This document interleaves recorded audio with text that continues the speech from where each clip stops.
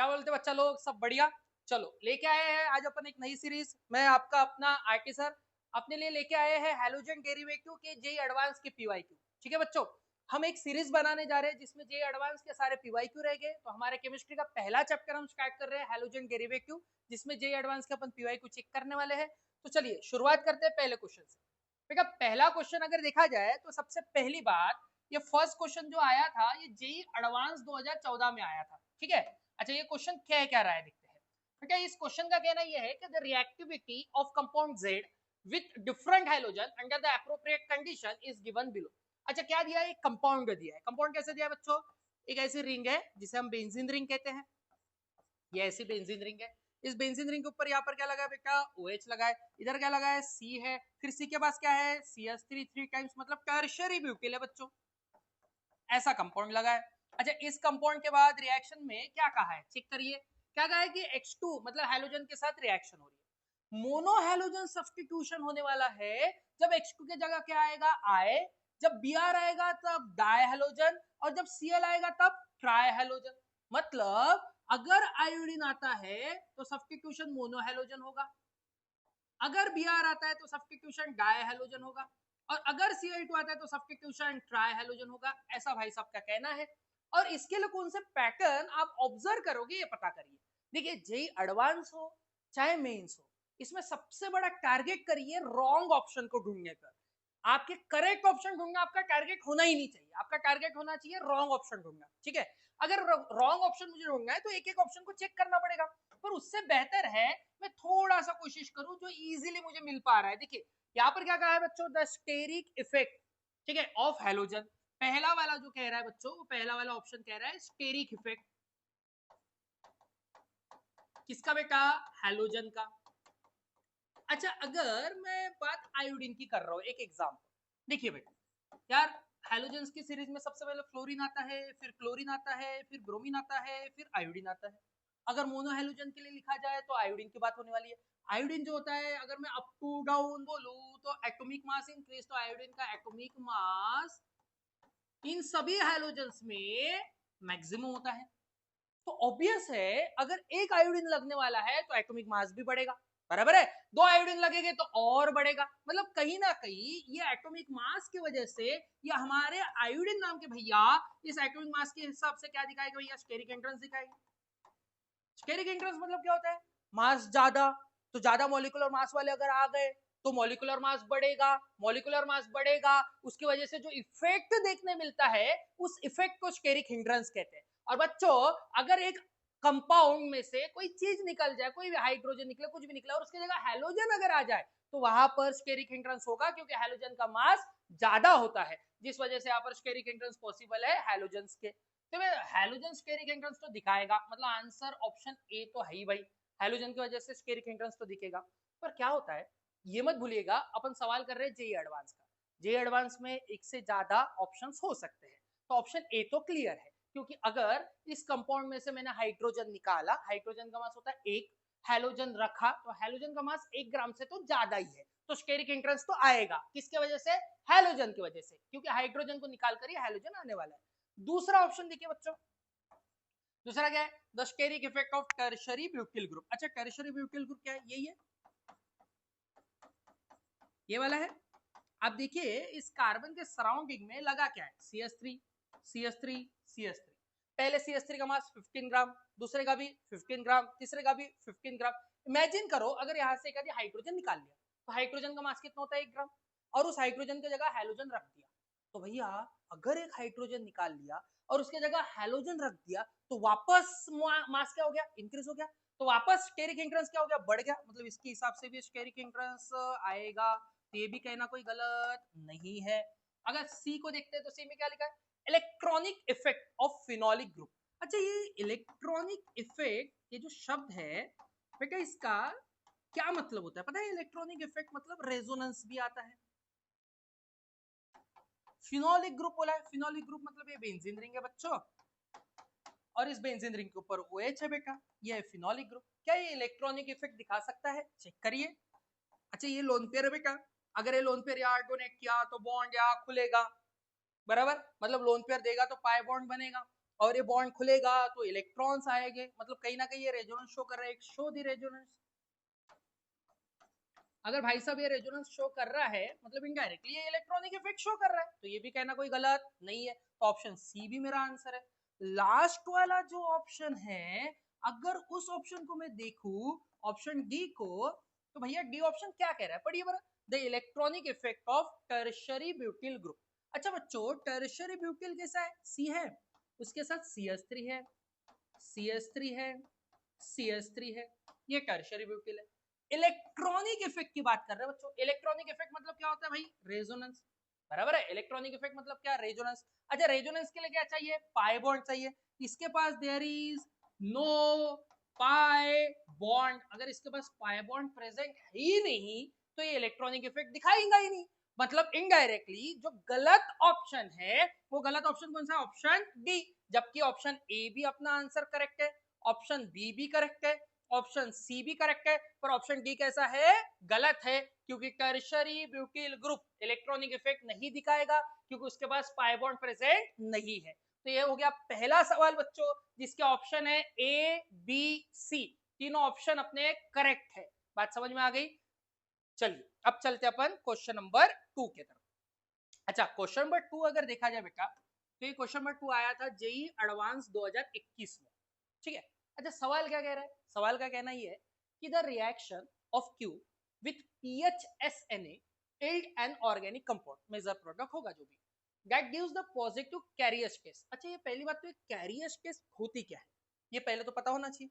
अच्छा बच्चों, अगर कैरियर केस की मैं बात करूं आपके साथ, ये जो कैरियर केस के बच्चों, ये केस एक्चुअली पॉजिटिव तब होती है, ये केस पॉजिटिव तब होती है जब प्रेजेंस हो,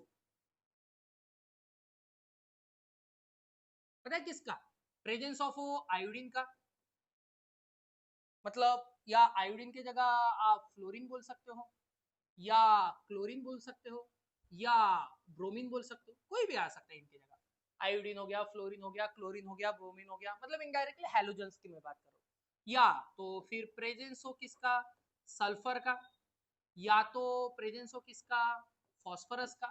ये सब लोग जब प्रेजेंट रहते हैं तब ये केस पॉजिटिव आती है। मतलब जनरली कैरियर्स टेस्ट यूज की जाती है डिटेक्ट करने के लिए, किसको, हैलोजेंस को, फॉस्फोरस को और सल्फर को। ये तीनों एलिमेंट्स को डिटेक्ट करने के लिए आप कैरियर्स टेस्ट का यूज कर सकते हो। तो कैरियर शब्द आया तो पहले उसका मीनिंग समझा हमने, ठीक है। आगे बढ़ते हैं।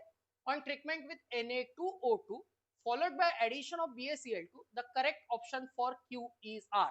मतलब एक क्यू नाम का प्रोडक्ट है, कहना क्या इनका, एक क्यू नाम का प्रोडक्ट है, ठीक है भैया, सॉरी रिएक्टेंट है, एक क्यू नाम का रिएक्टेंट है। उसने रिएक्ट किया किसके साथ भाई, PHSNA। अच्छा पीएच मतलब फिनिल रिंग है बच्चों, बेंजीन भी बोलते हैं अपन। उससे क्या मिला, एक ऑर्गेनिक कंपाउंड, क्या मिला बच्चों, एक ऑर्गेनिक कंपाउंड,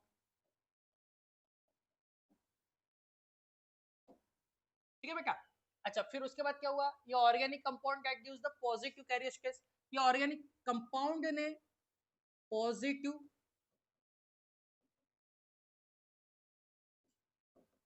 कैरियर्स केस दी, ठीक है। अच्छा ठीक है भैया। ऑन ट्रीटमेंट विद Na2O2, किसके साथ ट्रीट किया गया होगा, Na2O2 के साथ और BaCl2, ठीक है। चलो भैया, तो कहना ये है, तो ये क्यू कौन रहेगा ये बताइए। अच्छा सबसे पहली चीज क्या लगता है, इसको देख के ये समझ में आ रहा है कि क्यू XYZ जो भी हो यार, चार ऑप्शन दिए हैं, चारों में से कोई एक ऑप्शन या दो ऑप्शन या तीन ऑप्शन या चार ऑप्शन, चारों के चारों, ठीक है, इनमें से ही कोई क्यू रहने वाला है। अच्छा होने वाला क्या है, देख इसके पास भी फ्लोरीन है, आयोडीन है, ब्रोमीन है, क्लोरीन है, ठीक है, NO2 NO2 NO2 NO2 SME NO2 NO2 SME, बराबर है।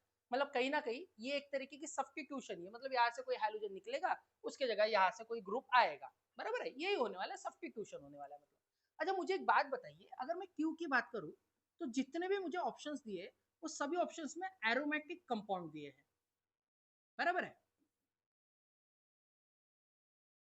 क्या दिए, एरोमेटिक कंपाउंड, बराबर है। क्यू मतलब क्या दिया, एरोमेटिक कंपाउंड, इस बंदे के साथ रिएक्ट होने वाला है, PHSNA के साथ। अच्छा इसका अगर मैं थोड़ा सा स्ट्रक्चर बनाऊं तो पीएच मतलब फिनिल रिंग, ऐसा बना सकते हैं, SNA, बराबर है, इसके साथ ही रिएक्ट होने वाला है। क्या करेंगे, दोनों आएंगे तो ये दोनों आएंगे तो करेंगे न्यूक्लियोफिलिक सब्स्टिट्यूशन।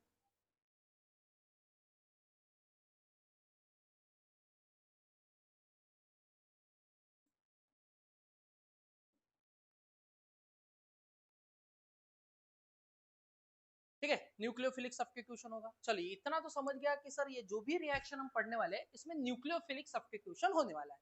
मुझे बस ये समझ जाए कि इनमें से कौन ऐसे है जो न्यूक्लियोफिलिक सब्स्टिट्यूशन इजीली दिखाएंगे, वही मेरा आंसर रहेगा। बस इतना ढूंढना है।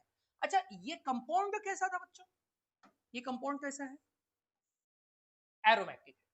अगर एरोमेटिक कंपाउंड का क्या होने वाला है, न्यूक्लियोफिलिक सब्स्टिट्यूशन, तो भाई एक कंडीशन होती है, आप इसे हैशटैग आरटीटी करके भी लिख सकते हैं। अब कंडीशन क्या है एरोमेटिक का न्यूक्लियोफिलिक सब्स्टिट्यूशन की, देखो एरोमेटिक का न्यूक्लियोफिलिक सब्स्टिट्यूशन शो कौन करते हैं पता है, ऐसे कंपाउंड जिसमें इलेक्ट्रॉन विड्रॉइंग ग्रुप जो हो प्रेजेंट हो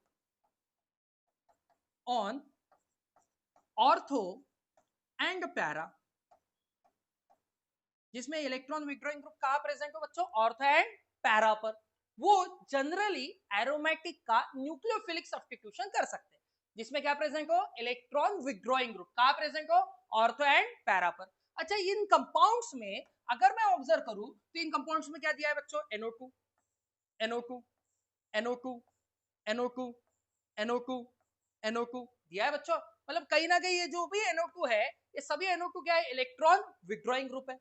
तो भाई यहां पर इलेक्ट्रॉन विड्रॉइंग ग्रुप को दिया है, इलेक्ट्रॉन विड्रॉइंग ग्रुप कौन है बच्चों, इलेक्ट्रॉन विड्रॉइंग ग्रुप है यहाँ पर NO2।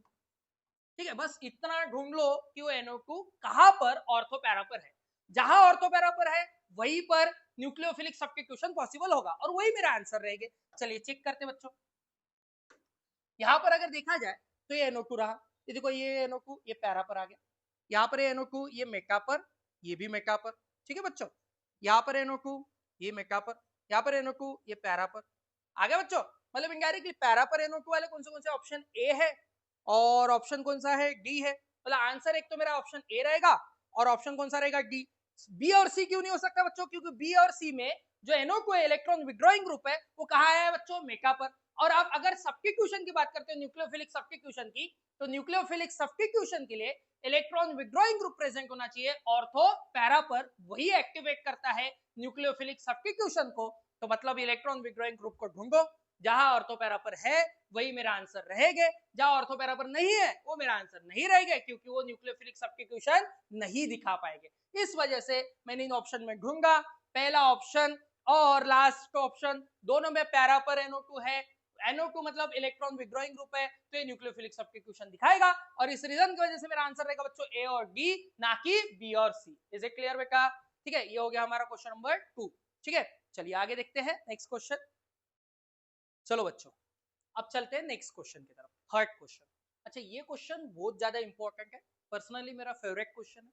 वो इसलिए इंपॉर्टेंट है बेटा क्योंकि इस क्वेश्चन में ना बच्चे बड़े कंफ्यूज हो जाते हैं कि इस क्वेश्चन में करना क्या है। क्योंकि कैसा होता है पता है क्या, ऑर्गेनिक केमिस्ट्री के जनरली क्वेश्चन रिएक्शन बेस्ड दिखते हैं, तो बच्चों को लगता है कि यार कुछ तो आइडिया दी है क्वेश्चन में तो समझ जाएगा। पर भाई ये क्वेश्चन ना बड़ा दमदार है, क्योंकि ये इसलिए दमदार है, देखिए अगर आप क्वेश्चन को थोड़ा अच्छे से पढ़ते हैं तो आपको एक आइडिया मिलेगी। Maximum number of possible isomers बोला, हाँ हाँ हाँ हाँ हाँ हाँ, बच्चों का फेवरेट चीज होती है। फेवरेट मतलब अलग सेंस में फेवरेट। ठीक है, बच्चों को डर लगता है आइसोमर्स से। डर इसलिए लगता है क्योंकि आइसोमर्स ऐसा लगता है कि भाई आंसर आ गया मेरा, पर ऑप्शन में मिलता ही नहीं है, या पूरा कंप्लीट होने के बाद भी ऐसा लगता है भाई अभी भी कुछ छूटा है क्या। ठीक है, तो ये ऐसे क्वेश्चंस में आते हैं, ये बड़े मजेदार क्वेश्चन है और बहुत बार आए हैं, इसलिए इस क्वेश्चन को अच्छे से देखना। चलिए सवाल पढ़ते हैं।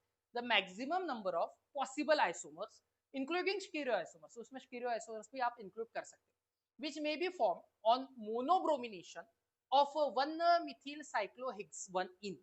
मोनोब्रोमिनेशन करना है किसका, 1-methyl cyclohexane का। ठीक है, अल्ट्रावायलेट लाइट के प्रेजेंस में। तो कितने पॉसिबल आइसोमर्स तैयार हो गए ये बताइए, ऐसा भाई साहब का सवाल है। ठीक है, अच्छा चलो क्वेश्चन तो करेगी, और उसके पहले कुछ जनरल चीजें बता दूं। जनरल चीजें ये है बच्चों कि आपको एक बात बता दूं, एक एलिलिक कंपाउंड होते हैं कुछ, एलिलिक कंपाउंड्स। सर ये क्यों बता रहे हो? अरे यहाँ मैं बनाने वाला हूँ इसलिए बता रहा हूँ। एलिलिक कंपाउंड्स मतलब क्या होता है बताया क्या? सपोज करो ये कार्बन, इस कार्बन के साथ सपोज हेलोजन लगा हुआ है और ये कार्बन डायरेक्टली अटैच ऐसे कार्बन के साथ हो जो खुद डबल बॉन्डेड हो, जो खुद कैसा हो, डबल बॉन्डेड। मतलब एक कार्बन जिसके साथ हेलोजन लगा हो वो डायरेक्टली अटैच ऐसे कार्बन के साथ हो जो खुद क्या हो, डबल बॉन्डेड। ऐसे कंपाउंड्स को कहते हैं एलिलिक कंपाउंड्स। क्या कहते हैं बच्चों? Allylic compound. और ये एलिलिक कंपाउंड बड़े स्टेबल होते हैं यार, मोर स्टेबल कंपाउंड होते हैं। बड़े अच्छे खासे क्वेश्चन बनते हैं इस एलिलिक कंपाउंड से। बनते हैं कैसे दिखते हैं? अच्छा देखिए भाई, किसकी बात किया जा रहा है? 1 मिथिल साइक्लोहेक्स बन। कैसा स्ट्रक्चर होगा उसका? पहले स्ट्रक्चर बना लीजिए। साइक्लोहेक्स, ये आ गया साइक्लोहेक्स।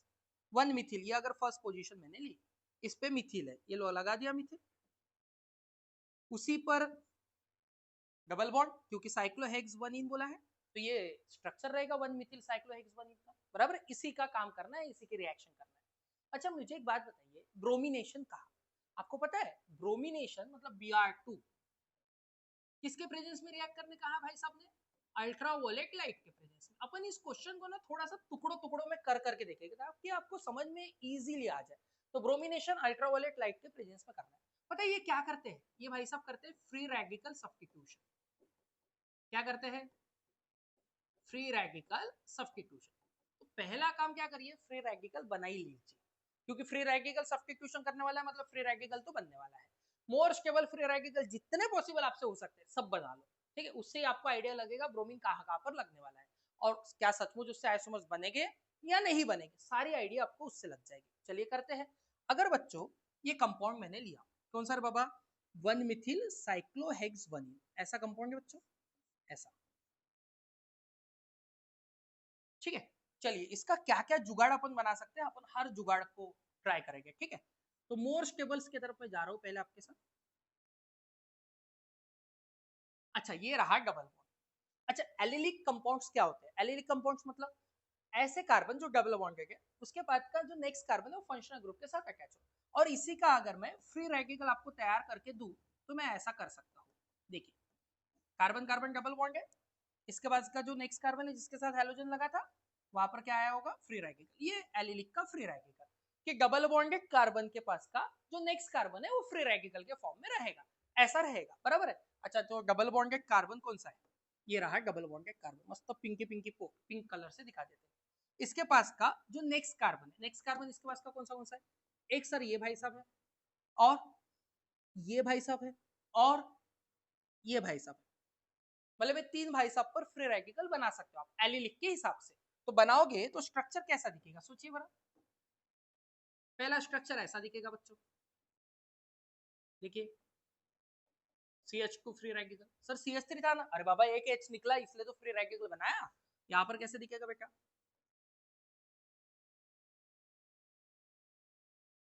यहाँ फ्री रेडिकल, एक H निकल गया, फिर यहाँ कैसे दिख रहा? यहाँ फ्री रेडिकल बना सकता हूँ। ये सभी एलिलिक फ्री रेडिकल बना रहा हूँ। कौन से फ्री रेडिकल बना रहा हूँ बच्चों में? एलिलिक। कौन से? ये सभी में बना रहा हूँ allylic free radicals. Sir allylic क्यों बना रहे हो? अरे बाबा वो मोर स्टेबल है ना, बराबर। ब्रोमिनेशन करना है तो हाइड्रोजन निकलेगा ब्रोमीन जाएगा, तो भाई मुझे तो हर पॉसिबल देखना है, तो मैं पहले स्टेबल वाले देख लेता हूँ, जितने स्टेबल वाले बनेंगे उतने बना लेता हूँ, ठीक है। तो भैया यहाँ पर मैंने फ्री रेडिकल्स बना लिया। चलो क्या इसका रेजोनेंस कर सकता हूँ या मैं इलेक्ट्रॉन शिफ्टिंग खेल सकता हूँ इसके साथ? खेल के तो देखो कैसे होता है। चलो यहाँ पर भी, यहाँ पर भी, यहाँ पर भी, चलो दोनों जगह करते हैं। अच्छा यहाँ पर फ्री रेडिकल यहाँ है तो ये बॉन्ड इधर शिफ्ट हो गया, या फ्री रेडिकल नीचे तो बॉन्ड इधर शिफ्ट हो गया, या फ्री रेडिकल इधर है तो बॉन्ड इधर शिफ्ट हो गया। जिधर फ्री रेडिकल उधर बॉन्ड को शिफ्ट कर दिया, शिफ्ट कर दिया तो नया स्ट्रक्चर भी देखने मिलेगा। कैसे? देखिए यहाँ पर ऐसा मिलेगा, बॉन्ड इधर शिफ्ट हो गया, शिफ्ट हो गया तो ऊपर डबल बॉन्ड आया, तो बेटा बॉन्ड इधर शिफ्ट हो गया तो यहाँ पर फ्री रेडिकल बन जाएगा क्योंकि यहाँ से बॉन्ड चला गया। सेम देखो, अच्छा यहाँ से बॉन्ड गया तो ये बेचारा गरीब हो गया। यहाँ पर गरीब कौन हुआ? ये बंदा गरीब हुआ। यहाँ पर गरीब कौन हुआ? ये बंदा गरीब हो रहा है। यहाँ पर कौन गरीब होगा? ये बंदा गरीब होगा। जो गरीब होगा उसके ऊपर फ्री रेडिकल। चलो बना। अच्छा ये बॉन्ड इधर शिफ्ट हो गया, ये लो हो गया ऊपर का CH3 जैसा का वैसा। यहाँ से शिफ्ट हुआ तो यहाँ पर फ्री रेडिकल। ये बॉन्ड इधर शिफ्ट हो गया, ये ऐसा, ऊपर का CH3 जैसा का वैसा, बॉन्ड इधर शिफ्ट हो गया तो यहाँ पर फ्री रेडिकल। ओके बच्चों, जो जो गरीब हुआ वहां पर फ्री रेडिकल अपने तैयार हो चुके हैं। ठीक है, अच्छा अपन देख लेंगे एक बार, देखो। अच्छा, जहां जहां पर फ्री रेडिकल वहां पर कौन आएगा? Br ही तो आएगा। तो भैया यहाँ पर फ्री रेडिकल तो यहाँ पर भी Br आएगा, यहाँ पर फ्री रेडिकल तो यहाँ पर भी Br आएगा, यहाँ पर फ्री रेडिकल बना हुआ है तो यहाँ पर भी Br आएगा, यहाँ पर फ्री रेडिकल बना हुआ है तो यहाँ पर भी Br आएगा, यहाँ पर फ्री रेडिकल बना हुआ है तो यहाँ पर भी Br आएगा, यहाँ पर फ्री रेडिकल बना हुआ है तो यहाँ पर भी Br आएगा। सबसे पहला काम मैंने क्या किया? मैंने सबसे पहला काम किया, एलिलिक के फ्री रेडिकल बना दिया, क्योंकि एलिलिक मोर स्टेबल माना जाता है। तो डबल बॉन्ड के पास का नेक्स्ट कार्बन को फ्री रेडिकल में कन्वर्ट कर दिया किया। उसके बाद रेजोनेंस लगा के उसका और दूसरा स्ट्रक्चरल फॉर्म कैसे बना सकता है वो भी बनाया। फिर हर फ्री रेडिकल पे मैंने Br लगा दिया, क्योंकि H निकलेगा तभी तो Br जाएगा, लगा दिया भैया। अब चेक करो इसमें से चिरर कार्बन कौन से है। ठीक है, जो चिरर कार्बन है ऑप्टिकली एक्टिव रहेगा, चेक करते हैं। चलो, अच्छा मुझे एक बात बताओ, सबसे पहली चीज देखिए बेटा, ये एक है। अच्छा, यहाँ पर Br लगा हुआ है तो इधर जो बचा हुआ बॉन्ड होगा उस पर H लगा होगा, यहाँ पर भी बचे हुए बॉन्ड पे H लगा होगा, यहाँ पर भी बचे हुए बॉन्ड पर H लगा होगा, यहाँ पर भी बचे हुए बॉन्ड पर H लगा होगा। बात बराबर है? अच्छा, थोड़ा सा अच्छे से देखिएगा, ये स्ट्रक्चर ना सेम नहीं लग रहा है, दोनों स्ट्रक्चर सेम है। आप देखिए, डबल बॉन्ड है, ऊपर CH3, इधर C के ऊपर Br और H, डबल बॉन्ड है, ऊपर CH3, CH के ऊपर Br और H, ये दोनों सेम ही है। ये दोनों स्ट्रक्चर कैसे बच्चों? सेम। सेम है तो इसे एक ही काउंट किया जाएगा, दो अलग अलग स्ट्रक्चर इसे काउंट नहीं किया जाएगा, क्योंकि दोनों स्ट्रक्चर सेम है। अगर अलग होते तो मैंने अलग काउंट किया रहता, पर दोनों स्ट्रक्चर सेम है तो एक ही काउंट किया जाएगा। ठीक है सर, एक ही काउंट किया जाएगा। अच्छा, ये कार्बन देखो, क्या ये कार्बन चिरर है? सर ये कार्बन जिसके ऊपर Br लगा है उसके साथ दो हाइड्रोजन लगे हुए हैं। चिरर क्या होता है? जिसके पास चारों अलग अलग ग्रुप्स लगे हुए हैं उसे चिरर कहते हैं। तो इसके पास दो हाइड्रोजन लगे हुए हैं, मतलब ये तो चिरर नहीं है। अच्छा, ये सर इधर Br है, सर इधर H है, इधर ये पूरा ग्रुप और इधर एक ग्रुप, हाँ सर ये चिरर हो सकता है। फिर ये भी चिरर है सर, फिर ये भी चिरर है सर, फिर ये भी चिरर है। मैंने बोला दोनों को एक ही काउंट करना पड़ेगा। सर क्यों एक काउंट कर? अबे दोनों स्ट्रक्चर सेम है ना, तो काउंट तो कोई एक ही करना पड़ेगा, तो मैंने एक ही काउंट कर लिया। तो चिरर कार्बन अगर मैं चेक करूं यहाँ पे तो कितने चिरर कार्बन है? देखो, ये एक हो गया, ये दो हो गया, ये तीन हो गया, ये चार हो गया। चार चिरर कार्बन तो अपने को यही पे मिल गए। बात इतनी क्लियर? हाँ, तो बच्चों यहाँ पर कितने कार्बन आ गए? चार चिरर कार्बन अपन ने बना लिया। ठीक है, अच्छा ये कौन सा वाला बनाया पहले अपन ने? एलिलिक फ्री रेडिकल, जिसमें चार चिरर कार्बन है। चलो भैया, अब आगे बढ़े। चलो थोड़ा सा आगे बढ़ते हैं, और क्या पॉसिबल हो सकता है? इतना तो पॉसिबल हो गया, और देख लेते हैं। चलो और क्या कर सकता हूँ। अच्छा, आपके पास कंपाउंड कौन सा था बच्चों? कंपाउंड यही था, ऐसा ये कंपाउंड था। ठीक है, अच्छा इस कंपाउंड में देखा जाए तो अपन ने पहले क्या बनाया है, देखो पहले दिखा देता हूँ आपको मैं। अपने फ्री रेडिकल कहाँ कहाँ बनाए ये चेक कर लो। आपने CH2 के ऊपर फ्री रेडिकल बना लिया था, हाँ सर बना लिया था। फिर ऑर्थो के ऊपर बनाया, हाँ सर बना लिया। और सर इधर वाले मेका पर बनाया, राइट वाले, ठीक है सर। फिर पैरा पर बनाया, ऊपर वाले, हाँ ठीक है सर। फिर इधर वाले ऑर्थो पर भी बनाया, ठीक है सर। ठीक है, इधर वाले पे। अच्छा मतलब सर आपने ऑर्थो कंप्लीट कर लिया सर, चलो हाँ। सर ऊपर वाला पैरा कंप्लीट कर लिया, चलो हाँ। सर नीचे वाला राइट साइड वाला मेका कंप्लीट कर लिया, चलो हाँ। मतलब सर आपने जो कंप्लीट किया है वो क्या क्या कंप्लीट किया, क्या क्या कंप्लीट हुआ है अपना, पहले वो लिख लेते हैं ना, तो मतलब इजी हो जाएगा अपने को। क्या क्या किया हमने पहले, क्या क्या किया हमने? भाई हमने सर जो फ्री रेडिकल है वो किसके किसके ऊपर बनाया? सर हमने वो जो CH3 वाला था उस पर फ्री रेडिकल बना लिया। फिर सर दोनों ऑर्थो पर बना लिया, ठीक है भैया। फिर सर राइट वाला मेटा जो है उस पे भी बना लिया। मैं जानबूझ के लिख रहा हूँ बेटा ये, ताकि अपन भूले ना। ठीक है, फिर सर ऊपर वाला पैरा इस पर भी बना लिया, ठीक है भैया। अबे तो बच्चे कौन? देख ऑर्थो दोनों खत्म हो गए, राइट वाले में क्या पर बनाया, लेफ्ट वाले पे कहा बनाया तूने? मतलब एक पॉसिबिलिटी लेफ्ट वाले मेका पर भी बनाने की हो सकती है, हाँ चलो एक बनी है। अच्छा ऊपर वाले पैरा पर बनाया, नीचे वाले पैरा पर कहा बनाया? मतलब दूसरी पॉसिबिलिटी नीचे वाले पैरा पर भी बनाने की हो सकती है। मतलब अभी भी मेरे पास दो पॉसिबिलिटी है जिससे मैं और दो स्ट्रक्चर तैयार कर सकता हूँ। चलो कर दो। कैसे? सर आपका स्ट्रक्चर क्या है? स्ट्रक्चर ऐसा है सर, देखिए ये कंपाउंड है भाई, बराबर है। अच्छा जो जो बचा है उसको बना लो। अच्छा बचा क्या है? सर बचा ये है कि राइट साइड वाला मेका हो गया था, लेफ्ट साइड वाला मेका बाकी था। अच्छा ये लो भैया लेफ्ट साइड वाला मेका। और सर ऊपर वाला पैरा हो गया था, नीचे वाला पैरा बाकी था। अच्छा ये लो भैया नीचे वाला पैरा, उस पर भी बना लिया। अच्छा जिसमें फ्री रेडिकल बना लिया उस पे Br भी लगा ही दो ना यार, ये लो Br, ये लो Br लगा दिया। अच्छा फिर बैलेंस भी कर दो, चलो बैलेंस करें, इधर एक हाइड्रोजन होगा, इधर एक हाइड्रोजन होगा। चलो इसमें भी पता कर लो चिरर कार्बन है या नहीं है। चलो ये कार्बन, इधर H, इधर Br, इधर एक ग्रुप, इधर एक ग्रुप, हाँ चिरर है। ये वाला हाइड्रोजन Br, इधर भी ग्रुप, इधर भी ग्रुप, हाँ चिरर है भैया चिरर। तो अब टोटल चिरर कार्बन कितने हो गए ये भी बता दो, टोटल चिरर कार्बन कितने हो गए अब तक अपने ढूंढ के। चलो पीछे लेके जाओ थोड़ा सा, चलो देखो, 1 2 3 4, ठीक है इधर 4 5 6, टोटल चिरर कार्बन हो गए भैया अपने 6 चिरर कार्बन है। ठीक है सर 6 चिरर कार्बन, तो 6 चिरर कार्बन, चलो मान लिया सर 6 चिरर कार्बन। अच्छा मैंने, आपको पता होगा, आपने पढ़ा भी होगा हैलोजन डेरिवेटिव में, चिरर कार्बन डेक्स्ट्रोलियो भी दिखाता है या रेक्टस एंड सिनिस्टर भी दिखाता है, बराबर है। मतलब एक चिरर कार्बन 2 आइसोमर्स तैयार कर सकता है इन द फॉर्म ऑफ डेक्स्ट्रोलियो बोलो या in the form of rectus sinister बोलो। मैं अगर रेक्टस सिनिस्टर भी लिखता हूँ आरएनएस, तो भैया एक चिरर कार्बन 2 आइसोमर्स दिखा सकता है, तो 6 चिरर कार्बन 12 आइसोमर्स दिखाएगा, तो 6 चिरर कार्बन से 12 आइसोमर्स तैयार हो गए। बात इतनी क्लियर बच्चों? चलो ये तो 12 हो गए, हो गया आंसर? नहीं अभी देखो भाई, ये चिरर था माना, ये भी चिरर था माना, ये भी चिरर था माना, ये भी चिरर था माना, ये भी चिरर था माना, ये भी चिरर था माना। अरे बाबा पर एक बच्चा है ना जो चिरर नहीं है पर इन लोगों से तो अलग है ना दिखने में, मतलब उसे भी तो काउंट करना पड़ेगा।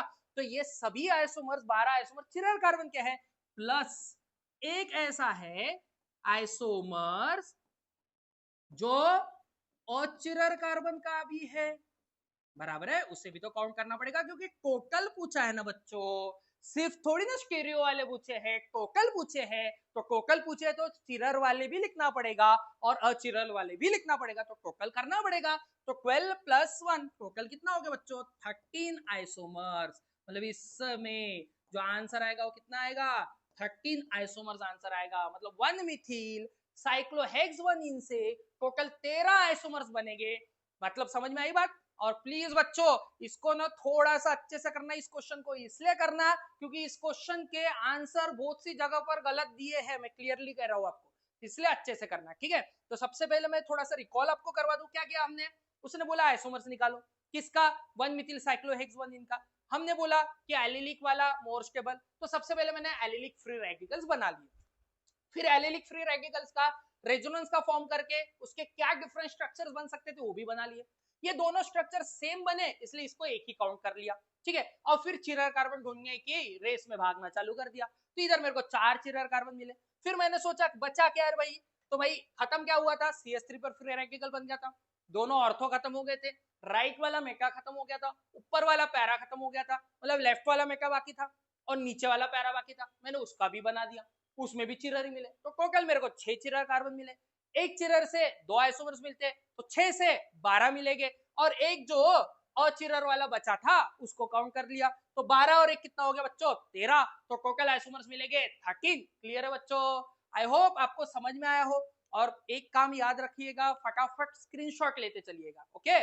चलिए बढ़े आगे। तो ये हो गया बच्चों अपना। नेक्स्ट क्वेश्चन है हमारा पैराग्राफ वाला क्वेश्चन है, 4th एंड 5th क्वेश्चन इस पैराग्राफ पर डिपेंड रहने वाला है। क्वेश्चन देखते हैं, पता है क्या इस पैराग्राफ पर 4th और 5th तो डिपेंड है, पर ये जो क्वेश्चन दिख रहा है मेरे को 4th वाला, इसका कोई लेना देना नहीं पैराग्राफ से, बिना पैराग्राफ पढ़े क्वेश्चन सॉल्व होगा, ठीक है। वो सॉल्व करने का फंडा भी मैं बताता हूँ, बिना पढ़े, ठीक है, इजीली सॉल्व होगा। अच्छा आपको एक बात पता है क्या, अगर सपोज करो ये मेरे पास पेन है, अभी पेन मेरे पास एक ऐसा एक मतलब आप समझ सकते हो एलिमेंट है, ये एलिमेंट देने से मैं मोर स्टेबल होने वाला हूँ। सपोज करिए ये एलिमेंट देने से मैं मोर स्टेबल होने वाला हूँ। कोई बंदा आया इस पेन को लेने, एनर्जी लगा रहा है, मैं बोलूंगा अबे ज्यादा एनर्जी खर्च मत कर, वैसे भी मैं ये पेन देना चाहता हूँ, कम से कम एनर्जी में लेके चले जा क्योंकि मैं तो स्टेबल हो जाऊंगा पेन देने से। बात समझ में आ रही है? मतलब जो बंदा किसी एलिमेंट को या किसी इलेक्ट्रॉन को देने से मोर स्टेबल होने वाला है तो उसे एनर्जी कमी लगेगी। कौन सी एनर्जी? बॉन्ड डिसोसिएशन एनर्जी, ठीक है। उसी के बेसिक पर ये सवाल है इसलिए बता रहा हूँ, ठीक है। अच्छा देखो कैसा सवाल, सवाल क्या कह रहा है कि भाई करेक्ट मैच बताइए CH बॉन्ड का कौन से बॉन्ड का? CH बॉन्ड का। ठीक है, नीचे कॉलम में दिए अलग अलग कंपाउंड्स दिए XYZ जो भी है PQRS। ठीक है, सभी के कंपाउंड वहां पर अपन बना लेंगे तो इजीली समझ भी जाएगा। ठीक, अच्छा इस कंपाउंड को बना लेते हैं, सबके कंपाउंड बना लेते हैं। P है, उसके बाद बच्चों Q है, उसके बाद बच्चों R है, और उसके बाद बच्चों S है। PQRS। चलो P का कंपाउंड क्या है तैयार करते हैं। लिखा है H लिखा है। अच्छा ये CN नहीं है बच्चों, ये CH है, इट्स CH, ये CH है। चल तो भाई H है, H है, फिर उसके बाद CH है, फिर उसके बाद CH3 टू टाइम्स लगा हुआ है। चलो मान लिया, पहला हो गया P। फिर उसके बाद Q क्या दिया बच्चों? Q दिया H है, फिर उसके बाद CH2 है, फिर उसके बाद PH लगा है। PH मतलब फिनिल है बच्चों, फिनिल मतलब बेंजीन रिंग इन शॉर्ट। ठीक है, उसके बाद R क्या है? H है, CH है, उसका डबल बॉन्ड CH2 लगा है। चलो ये भी हो गया। फिर उसके बाद लिखा है H है, C है, और ट्रिपल बॉन्ड CH है। ठीक है, यहाँ पर ट्रिपल बॉन्ड। चलो भैया, ये PQRS कंपाउंड दिए है। अच्छा बोला क्या है पता है दूसरे वाले में? बॉन्ड डिसोसिएशन एंथैल्पी, मतलब बॉन्ड तोड़ने की बात कर रहे होगे, तो मैं तोड़ के पहले ही रख देता हूँ, है ना। चलो ये बॉन्ड टूट गया होगा, ये बॉन्ड टूटा होगा, ये बॉन्ड टूटा होगा, ये बॉन्ड टूटा होगा। इमेजिन करो टूट गए बॉन्ड। बॉन्ड टूटने के बाद कैसे दिखेगा सोचो करो। ये H free radical, CH3 CH3, यहाँ पर CH2 फ्री रेडिकल, ये बेंजीन रिंग बराबर, यहाँ पर CH free radical, double bond CH, यहाँ पर C free radical, triple bond CH बना लिया। ठीक है, अच्छा पहले अभी इसमें ढूंढो कि मोर स्टेबल फ्री रेडिकल कौन सा, जिसने बॉन्ड तोड़ने के बाद स्टेबल फ्री रेडिकल तैयार किया, मतलब उसको एनर्जी उतनी कम लगी होगी क्योंकि वो स्टेबल बन रहा है ना। बात बराबर है। चलो देखते हैं। अच्छा मुझे ये क्लियर दिखाई दे रहा है कि ये बंदे के पास बेंजीन रिंग है, तो ये बंदा रेजोनेंस दिखा सकता है। ये बंदे के पास क्या है? बेंजीन रिंग, मतलब ये शो करेगा क्या? रेजोनेंस। इतनी बात तो क्लियर हो गई। ये बंदा क्या शो करेगा? रेजोनेंस। अगर ये रेजोनेंस शो करेगा तो मैं स्टेबिलिटी की अगर मैं बात करूं ऑफ फ्री रेडिकल, तो भाई जो बंदा रेजोनेंस शो करने वाला है उसकी स्टेबिलिटी तो सर ज्यादा ही रहेगी, मतलब क्यू की स्टेबिलिटी तो सबसे ज्यादा। बात खत्म, क्योंकि उसके पास रेजोनेंस दिखाने की ताकत है इसलिए।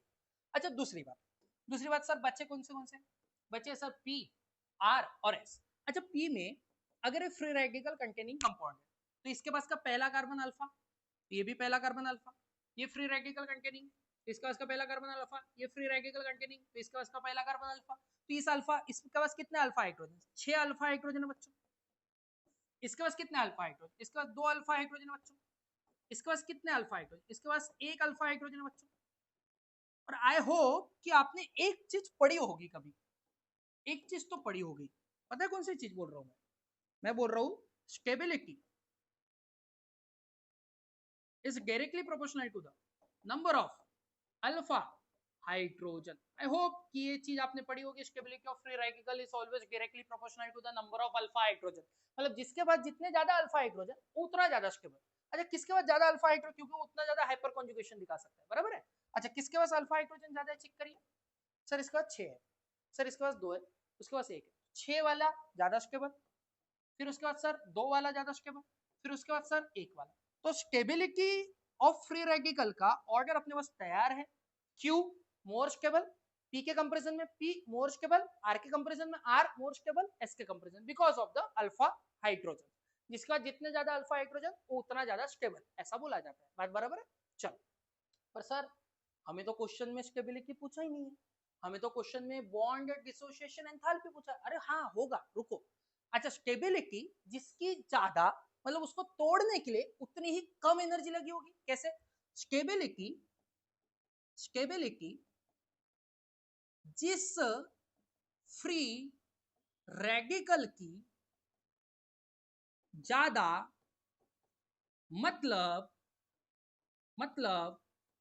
उस फ्री रेडिकल को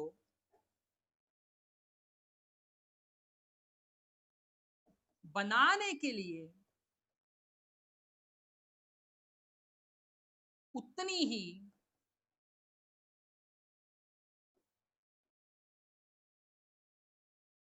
कम बॉन्ड डिसोसिएशन एनर्जी लगी होगी। क्या कहा मैंने? स्टेबिलिटी जिस फ्री रेडिकल की ज्यादा, मतलब उसे बनाने के लिए उतनी ही कम बॉन्ड डिसोसिएशन एनर्जी लगी होगी। तो किसकी ज्यादा स्टेबिलिटी? क्यू की। तो क्यू के लिए बॉन्ड डिसोसिएशन एंथैल्पी कम लगी होगी। मतलब इसको अपन ऐसा लिख सकते हैं, देखिए आपका फ्री रेडिकल स्टेबिलिटी का ऑर्डर क्या बना है बच्चों? फ्री रेडिकल स्टेबिलिटी का ऑर्डर आपने क्या बनाया बच्चों? आपने फ्री रेडिकल स्टेबिलिटी का ऑर्डर बनाया बेटा कुछ इस तरीके से, क्यू पी आर एस। क्या बनाया है? Q P R S. अब मैंने क्या लिखा है बच्चों, पढ़िए थोड़ा सा। स्टेबिलिटी जिस फ्री रेडिकल की ज्यादा, मतलब उस फ्री रेडिकल को बनाने के लिए उतनी ही कम बॉन्ड डिसोसिएशन एनर्जी लगी होगी। मतलब क्यू नाम के फ्री रेडिकल की स्टेबिलिटी ज्यादा, तो इसे बनाने के लिए उतनी ही कम बॉन्ड डिसोसिएशन एंथैल्पी लगी होगी। तो अगर मैं order of bond dissociation enthalpy बनाऊं तो क्यू की स्टेबिलिटी ज्यादा, तो इसे एनर्जी कम लगी होगी एज कंपेयर टू पी से। पी को कम लगी होगी as compare to the R से, आर को कम लगी होगी as compare to the S से। मतलब बॉन्ड डिसोसिएशन एंथैल्पी सबसे ज्यादा किसकी आएगी? एस की। बस यही ढूंढना है मैच द पेयर में। चलिए ढूंढिए एस की सबसे ज्यादा। अच्छा सबसे ज्यादा वैल्यू कितनी है? 132 है सर। मतलब एस की 132, मतलब पहला पहला एस का पहले के साथ कहा मैच है? एस का पहले के साथ मैच है ऑप्शन ए में। बस एक ही ऑप्शन में मैच है यार, देख लो एस का पहले के साथ। सॉरी, देखो एस का पहले के साथ मैच का है भाई, पहले ही ऑप्शन में। अच्छा उसके बाद किस किस के पहले के देखिए थोड़ा सा अच्छे से।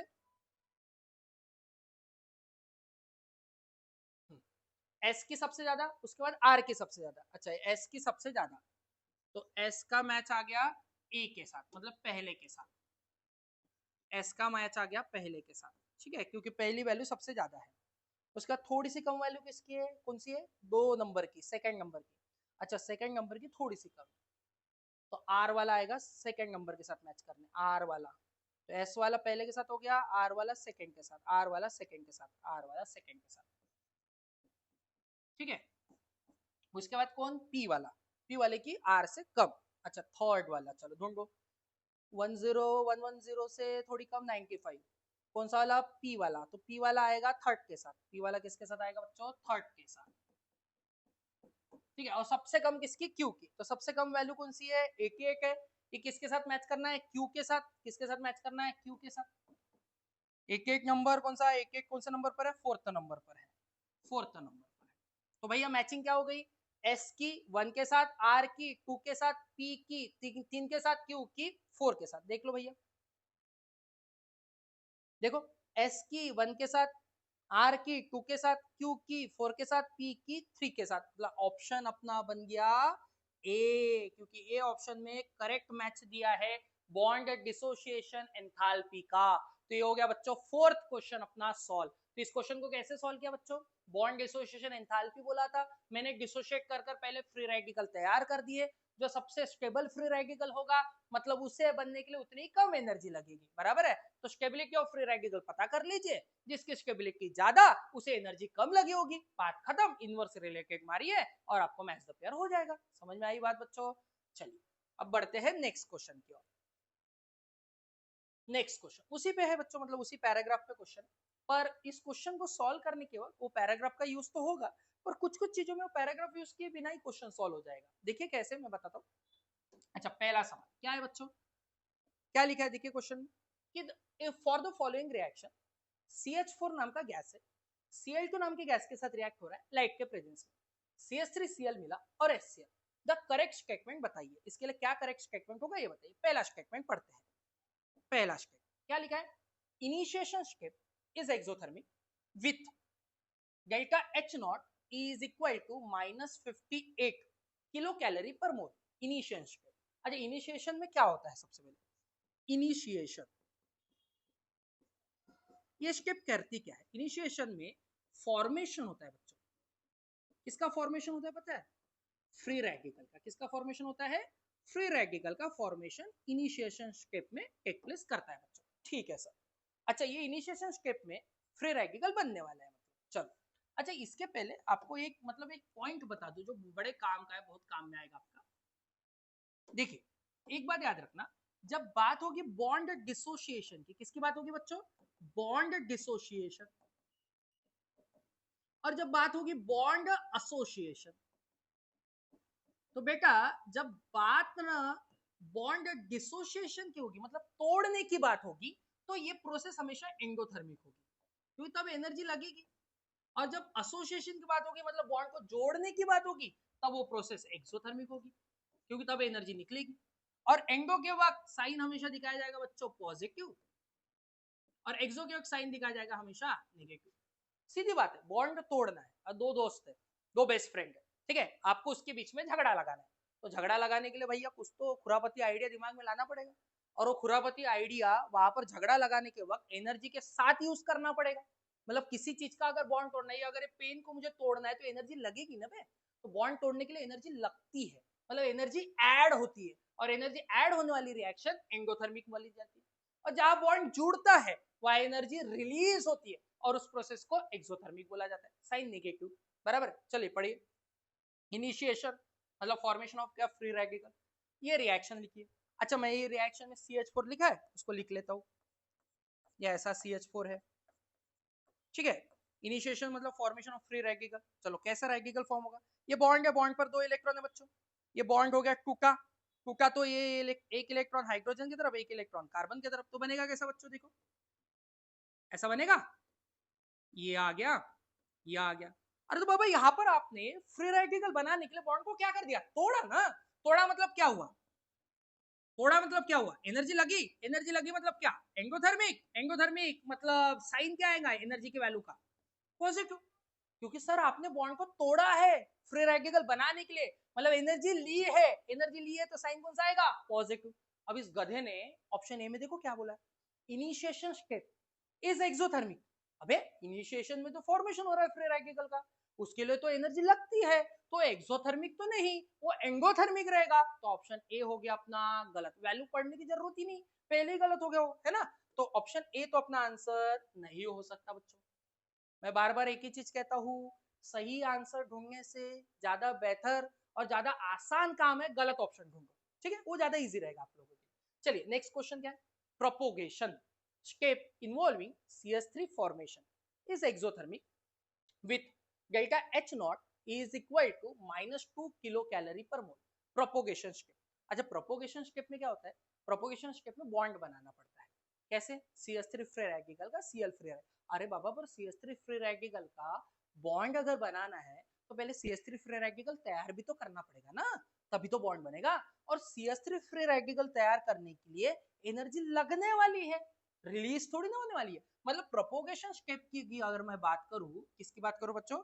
ऑप्शन बी जो दिया है, कौन सा बी दिया है भाई? ऑप्शन प्रोपोगेशन बोला है सर, है ना। तो प्रोपोगेशन स्टेप की भी अगर मैं बात करूं तो यहाँ पर भी एनर्जी लगेगी, क्योंकि रेडिकल्स बनाने पड़ेंगे, रेडिकल्स तैयार होने के बाद जुड़ेंगे, मतलब यहाँ पर एनर्जी रिक्वायर्ड है, मतलब यहाँ पर एनर्जी ऐड होने वाली है। अच्छा, यहाँ एनर्जी अगर ऐड होने वाली है, मतलब ये भी प्रोसेस कौन सी होगी बच्चों? एंडोथर्मिक। और भाई साहब ने ऑप्शन में क्या बोला है बच्चों? पढ़िए, भाई साहब ने ऑप्शन में क्या बोला है? Propagation step involving CH3 formation is exothermic. अबे एक्सो कैसे रहेगा? CH3 बनाने के लिए मतलब आपने एक H निकाला है, निकाला मतलब बाहर किया, बाहर किया मतलब बॉन्ड को तोड़ा, तोड़ा मतलब आपने एनर्जी लगाई, लगाई मतलब एंडोथर्मिक है। बात बराबर है। तो ऑप्शन बी भी अपना आंसर नहीं हो सकता, बराबर है। ऑप्शन सी देखते हैं। Propagation step involving CH3Cl formation, ठीक है, is endothermic with a delta H naught is +27 kilo calorie. Propagation step है जिसमें CH3Cl का फॉर्मेशन होने वाला है। अच्छा, फॉर्मेशन होने वाला है, करके देखता हूँ यार। CH3Cl का फॉर्मेशन, मैंने अभी बोला प्रोपोगेशन में CH3 free radical, Cl free radical जुड़ेगा, CH3Cl बनेगा। बना के तो देख, ये देखो, ये CH3 है फ्री रेडिकल, Cl है फ्री रेडिकल, आया आया, जुड़ा जुड़ा। अबे तो गधो, बॉन्ड बना बना मतलब बॉन्ड एसोसिएशन हुआ यार, है ना। थोड़ी देर पहले एक चीज लिख कर दिए बच्चों, पीछाओ पीछाओ। बॉन्ड एसोसिएशन मतलब कौन सी रिएक्शन रे, एक्सोथर्मिक। तो अगर ये बॉन्ड एसोसिएशन है तो रिएक्शन कौन सी रहेगी रे, एक्सोथर्मिक रहेगी क्या नहीं रहेगी रे। पीछे चलिए, ऑप्शन में क्या बोला है रे, propagation step involving CH3Cl formation, वो CH3Cl बना है, इज एंडोथर्मिक। अबे एंडो नहीं, एक्सो होना चाहिए भाई। तो ऑप्शन सी भी अपना हो गया गलत। तो ऑप्शन सी भी अपना आंसर नहीं है, क्योंकि उसने बोला है एंडोथर्मिक और एक्चुअल में रिएक्शन है एक्सोथर्मिक। बात बराबर है, तो बात तो खत्म हो गई। एक ही ऑप्शन आने वाला है सर, ऑप्शन डी करेक्ट। और प्रूफ भी करेंगे ना, ऐसे करेक्ट आने वाला ऐसे थोड़ी ना चलेगा। अच्छा क्या लिखा है, द रिएक्शन इज एक्सोथर्मिक, पूरी रिएक्शन एक्सोथर्मिक है, ठीक है। With delta H naught is -25 kilo calorie per मोल। अच्छा वैल्यू की बात की है भाई, निकालना पड़ेगा, प्रोसेस करना पड़ेगा। चलो करते हैं, रिएक्शन पूरी करेंगे अपन टोटल। अच्छा क्या लिखा था रिएक्शन वैसे, बेटा रिएक्शन ऐसी लिखी है, CH4 gas plus Cl2 gas, इससे मिला है CH3Cl, बराबर। यही रिएक्शन लिखे आप देख सकते हो, CH3Cl मिला है और HCl मिला है। CH3Cl गैस और HCl गैस ये मिला है, ऐसा भाई साहब का कहना है। लाइट का प्रेजेंस होगा, होगा क्या है, लाइट का प्रेजेंस, बात बराबर है। ये रिएक्शन है भाई। अच्छा इस रिएक्शन के लिए जो टोटल एंथैल्पी की वैल्यू है उन्होंने गिवन दी है उस ऑप्शन में, सही दी है गलत दी है पता नहीं, वो तो करने के बाद ही पता चलेगा, है ना। चलिए करते हैं, स्टेप बाय स्टेप काम करेंगे तो हो भी जाएगा। स्टेप 1, पहले फ्री रेडिकल तैयार कर लेते हैं, बाद में जोड़ देंगे, तो पहले तैयार तो कर ले। चलो CH4 है, CH4, ठीक है। अच्छा टूटेगा, टूटेगा मतलब ये बॉन्ड पर 2 इलेक्ट्रॉन है, टूटा, टूटा तो ऐसा बनेगा CH3 free radical H free radical, हो गया। चलो हो गया सर। उसके बाद स्टेप 2, अच्छा CH4 के फ्री रेडिकल तैयार कर लिए, अच्छा अभी Cl के भी कर लो, Cl2 है, हाँ है सर, ये भी टूटेगा, टूटेगा तो Cl free radical plus Cl free radical, चलो इसके भी तैयार कर ले। अब जोड़ भी दो, है ना, चलो जोड़ भी देते हैं। स्टेप नंबर 3, स्टेप 3 में क्या सर, CH3 फ्री रेडिकल को जोड़ दिया एक Cl फ्री रेडिकल से, तो मिला CH3Cl, ये देखो यही तो प्रोडक्ट है, हाँ मिल गया सर। और स्टेप 4 में जो बचा है, क्या बचा सर, CH3 तो कैकाफिश खत्म कर दिया, Cl भी कैकाफिश खत्म कर दिया, बचा क्या H फ्री रेडिकल, जोड़ दिया बचे हुए Cl फ्री रेडिकल के साथ, तो मिला HCl। तो इससे मेरा CH3Cl प्रोडक्ट पहला भी मिल गया, HCl दूसरा भी मिल गया। तो स्टेप बाय स्टेप मैंने लिख लिया जो उन्होंने वन स्टेप में रिएक्शन दी थी, है ना। चलो अब इसमें क्या क्या हुआ होगा बच्चों, ये बॉन्ड टूटा है, तोड़ा है, तोड़ा मतलब एनर्जी लिया होगा ना, तोड़ने के लिए एनर्जी लगती है, तो मतलब ये एंडोथर्मिक होगी, हाँ सर एंडो होगा, माना। सर यहाँ पर भी बॉन्ड को तोड़ा है, मतलब ये भी एंडो हो गया, हाँ सर ये भी माना। सर यहाँ बॉन्ड जुड़ा है, जुड़ा है मतलब एक्सो होगा, चलो ये भी माना। सर यहाँ पर भी बॉन्ड जुड़ा है, जुड़ा मतलब एक्सो होगा, ये भी माना, है ना। तोड़ने के लिए एनर्जी लगती है तो एंडो बोल दिया, जोड़ने के वक्त एनर्जी रिलीज होती है तो एक्सो बोल दिया, चलो ठीक है। अच्छा ये एंडो अगर है तो डेल्टा H की जो भी वैल्यू होगी उसके सामने पॉजिटिव साइन तो तय है, ये भी एंडो है तो डेल्टा H की जो भी वैल्यू होगी उसके सामने पॉजिटिव साइन तय है। ये एक्सो है तो डेल्टा H की जो भी वैल्यू होगी उसके सामने निगेटिव साइन तय है। ये भी एक्सो है तो यहाँ पर डेल्टा H की जो भी वैल्यू होगी उसके सामने निगेटिव साइन तय है। सर डेल्टा H की वैल्यू क्या होगी, अरे दिया है रे क्वेश्चन में, पैराग्राफ वाला क्वेश्चन है, पैराग्राफ में इंफॉर्मेशन पहले से दी है, चेक करते हैं।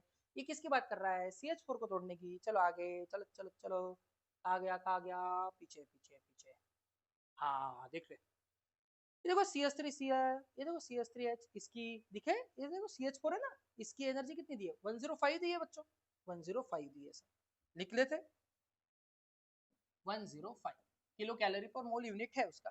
फिर किसकी, Cl2 वाले की ना, चलो Cl2 वाले की भी देख लेते हैं। आपको सिर्फ एनर्जी की वैल्यू लिखना है, साइन में ऑलरेडी लिख चुका हूँ क्या होने वाला है करके, है ना, क्योंकि टूटेगा तो एंडो रहेगा तो साइन मैंने पॉजिटिव लिख लिया है, और जुड़ेगा तो एक्सो रहेगा, साइन मैंने नेगेटिव लिख लिया है। तो प्लीज क्वेश्चन के अंदर क्या साइन दिया उसको मत देखा करिए, सिर्फ वैल्यू देखा करिए, क्योंकि वो क्वेश्चन के अंदर जो वैल्यूज दी है वो वैल्यूज उन्होंने उनके हिसाब से दी है। हमें रिएक्शन में क्या लगने वाला है, एक्सो लगेगा एंडो लगेगा, उसके लिए साइन हमें लिखना पड़ता है, तो मैंने वो साइन ऑलरेडी लिख चुका हूँ, बराबर है। अच्छा Cl के लिए कितनी है, 58 है, Cl के लिए कितनी है 58, ये लो बच्चों 58 है। और पीछे फिर किसके लिए होना, CH3Cl वाली ना, चलिए CH3Cl वाली ये रहा, CH3Cl वाली कितनी है 85। अब देखो यहाँ पर जैसे 85 किसमें दिया, प्लस में दिया है ना, पर हमें किस में लगने वाली है, देखो ये देखो एक्सो लिखा है माइनस, तो यहाँ पर माइनस होने वाली है। उन्होंने किस में दी थी, प्लस में, अपन ने क्या लिखी माइनस में, अबे क्योंकि उसने तोड़ने वाली एनर्जी दी थी और अपने को तो जोड़ने वाली लगने वाली, भाई यही तो ट्रिक होती है, यही तो फंडे होते हैं जी एडवांस के। उन्होंने जो एंथैल्पी दी थी CH3Cl की, वो बॉन्ड डिसोसिएशन की दी थी, और हम CH3Cl का बॉन्ड एसोसिएट कर रहे हैं गिवन रिएक्शन के हिसाब से, तो हमें एसोसिएशन की लगने वाली है, उन्होंने डिसोसिएशन की दी थी, इसलिए साइन बदला कि नहीं बदला। इसलिए बोला जाता है कि जब भी आप ऐसे क्वेश्चन को सॉल्व करो तो पहले ही लिख दिया करो एंगो है एक्सो है, एंगो है एक्सो है, और साइन लिख दिया करो, बाद में वैल्यू छापना है बस, उनके वैल्यू के सामने क्या साइन है वो देख के छापोगे, फालतू चीजें मत करना, ठीक है।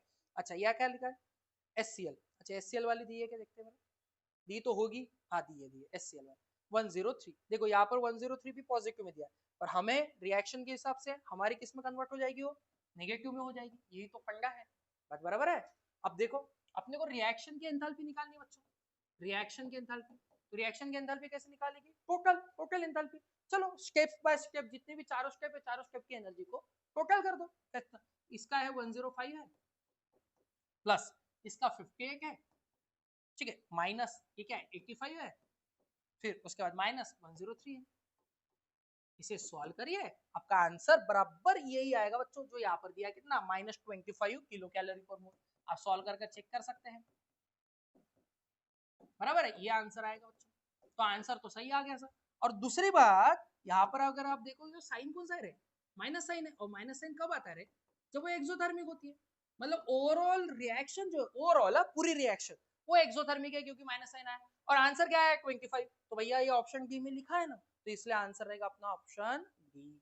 समझ में आया बेटा किस तरीके से सॉल्व किया इस क्वेश्चन को, तो पहले 3 ऑप्शन क्यों गलत हुए, पहले 3 ऑप्शन में उन्होंने सिर्फ आप लोगों के साथ खेला है एंडो और एक्सो के खेल को, एंडोथर्मिक बॉन्ड तोड़ने के वक्त होती है और एक्सोथर्मिक बॉन्ड जोड़ने के वक्त होती है, इतना भी अगर बच्चों को पता रहता तो ये क्वेश्चन सॉल्व हो जाता, बराबर है ना, तो क्वेश्चन इजी है, क्वेश्चन टफ बिल्कुल भी नहीं है। आई होप आपको ये समझ में आया होगा, चलिए चलते हैं अभी अपन नेक्स्ट क्वेश्चन की तरफ, बच्चों स्क्रीनशॉट ले लिया होगा सबने, ठीक है ले लो अगर नहीं लिया है तो, चलिए बढ़ते आगे।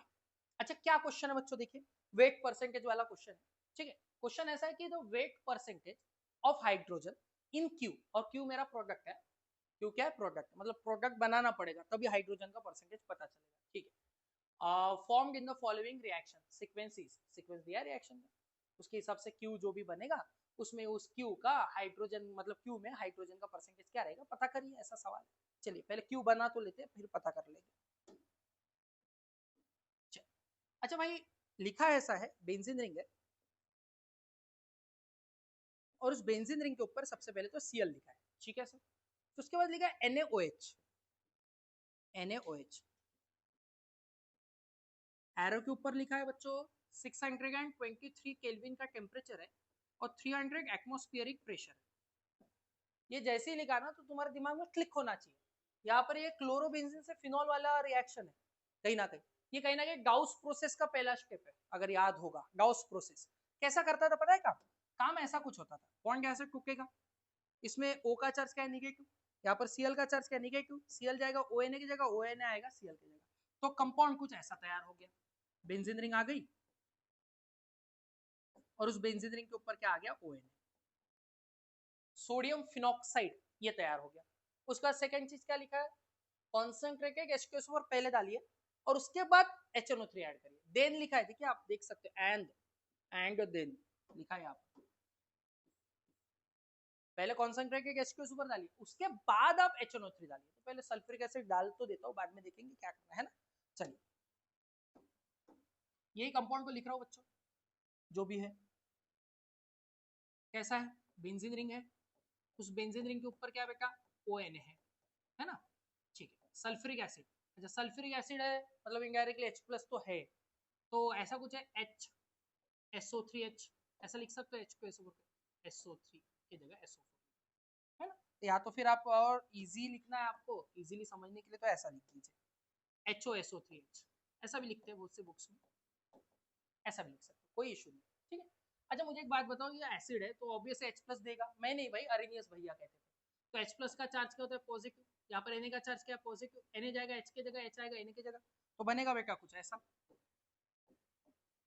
ये रिंग, और इस रिंग के ऊपर आ गया OH, और बाहर निकल गया आपका वो NaOSO3H, ये बाहर निकल गया, ठीक है। ये आपका बन गया फिनॉल, ठीक है। उसके बाद क्या बोला, कॉन्सेंट्रेटेड H2SO4 के साथ रिएक्ट करने के बाद क्या करिए, कॉन्सेंट्रेटेड नाइट्रिक एसिड लाइए। Concentrated nitric acid all possible position पर सब्स्टिट्यूशन करता है, और all possible position ortho and para होती है, ठीक है। तो इसी को कंपाउंड नीचे लाइए, बेंजीन रिंग है, इस बेंजीन रिंग के ऊपर OH है, ऑर्थो पोजीशन ये रही, इस पर H लगा हुआ है, ये भी एक ऑर्थो है जिस पर H लगा हुआ है, नीचे वाली क्या है, पैरा, जिस पर H लगा हुआ है। नाइट्रिक एसिड को ऐसा लिख सकता हूँ HONO2। अच्छा 3 पॉसिबल पोजीशन है, 2 ऑर्थो और एक क्या, पैरा, तो नाइट्रिक एसिड भी 3 आएंगे, HONO2 HONO2 आ गए। चलिए कैसे काम करेगा, देखो एक पर करके दिखाता हूँ, दूसरे पर तो खुद ही समझ जाओगे आप। OH का चार्ज निगेटिव, NO2 का चार्ज पॉजिटिव, यहाँ पर H का चार्ज पॉजिटिव, H गया NO2 के जगह, NO2 आया H के जगह। अभी जब इस H के जगह NO2 आ सकता है, तो यहाँ पर भी आ सकता है, यहाँ पर भी आ सकता है, तो कंपाउंड कुछ ऐसा बन सकता है। ये रिंग, इस रिंग पे ऊपर OH जैसा का वैसा, यहाँ पर आ गया NO2, यहाँ पर भी आ गया NO2, और यहाँ पर भी आ गया NO2। आ गया भैया। पता है इस कंपाउंड का नाम क्या होता है, इसका नाम होता है पिक्रिक एसिड। आई होप सुना होगा सभी ने पिक्रिक एसिड। तो ये मिल गया आपका Q। तो चलो भैया Q तो तैयार हो गया। अब भाई साहब ने सवाल क्या पूछा है, the wait percentage of hydrogen in Q। इस Q में हाइड्रोजन का वेट परसेंटेज कितना रहेगा ये बताइए। इस Q में हाइड्रोजन का वेट परसेंटेज कितना रहेगा ये बताइए। तो चलो भाई Q में हाइड्रोजन का वेट परसेंटेज कितना रहेगा ये बताने के लिए पहले मुझे इस Q का मॉलिक्यूलर मास पता होना चाहिए, फिर इसमें हाइड्रोजन जो उसका मास कितना आता है वो पता होना चाहिए, फिर कहा जाके निकलेगा, बराबर है। चलिए करते हैं। अच्छा इसका अगर जनरल फॉर्मूला बनाने की बात है तो कैसे बनाऊंगा, देखो यहाँ पर कुछ नहीं मतलब हाइड्रोजन है, हाँ ये प्लीज मत भूलिएगा, कुछ नहीं मतलब हाइड्रोजन।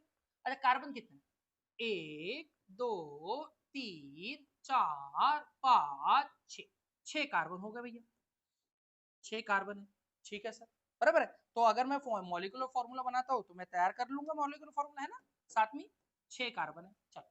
अच्छा उसके बाद हाइड्रोजन कितने हैं, 1 2 3, 3 हाइड्रोजन है। उसके बाद ऑक्सीजन कितने, 2 और 2 4, 4 और 2 6, 6 और 1 7, बराबर। उसके बाद नाइट्रोजन कितने, 1 2 3, 3 नाइट्रोजन। तो फॉर्मूला फॉर्मूला बोल सकते हो या जनरल मैंने साथ में लिख लिया कौन कितना है करके, कार्बन 6 है, हाइड्रोजन 3 है, ऑक्सीजन 7 है और नाइट्रोजन 3 है, बराबर लिख लिया। अब इसका मास भी निकाल लो, चलिए मास कैलकुलेट कर लेते हैं।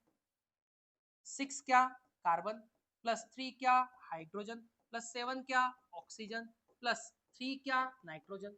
आप निकाल रहे हो मास इसका, तो कार्बन का मास कितना होता है 12, हाइड्रोजन का मास कितना होता है 1, ऑक्सीजन का मास कितना होता है 16 और नाइट्रोजन का मास कितना होता है 14। चलो बच्चों करो कैलकुलेट, बताइए बार क्या मास आता है टोटल, जल्दी करो सब लोग, क्या मास आता है बताइए।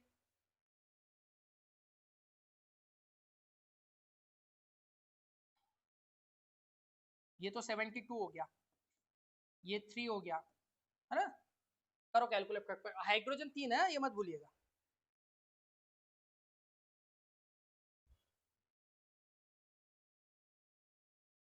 229 इसका मास आएगा टोटल मास, ठीक है।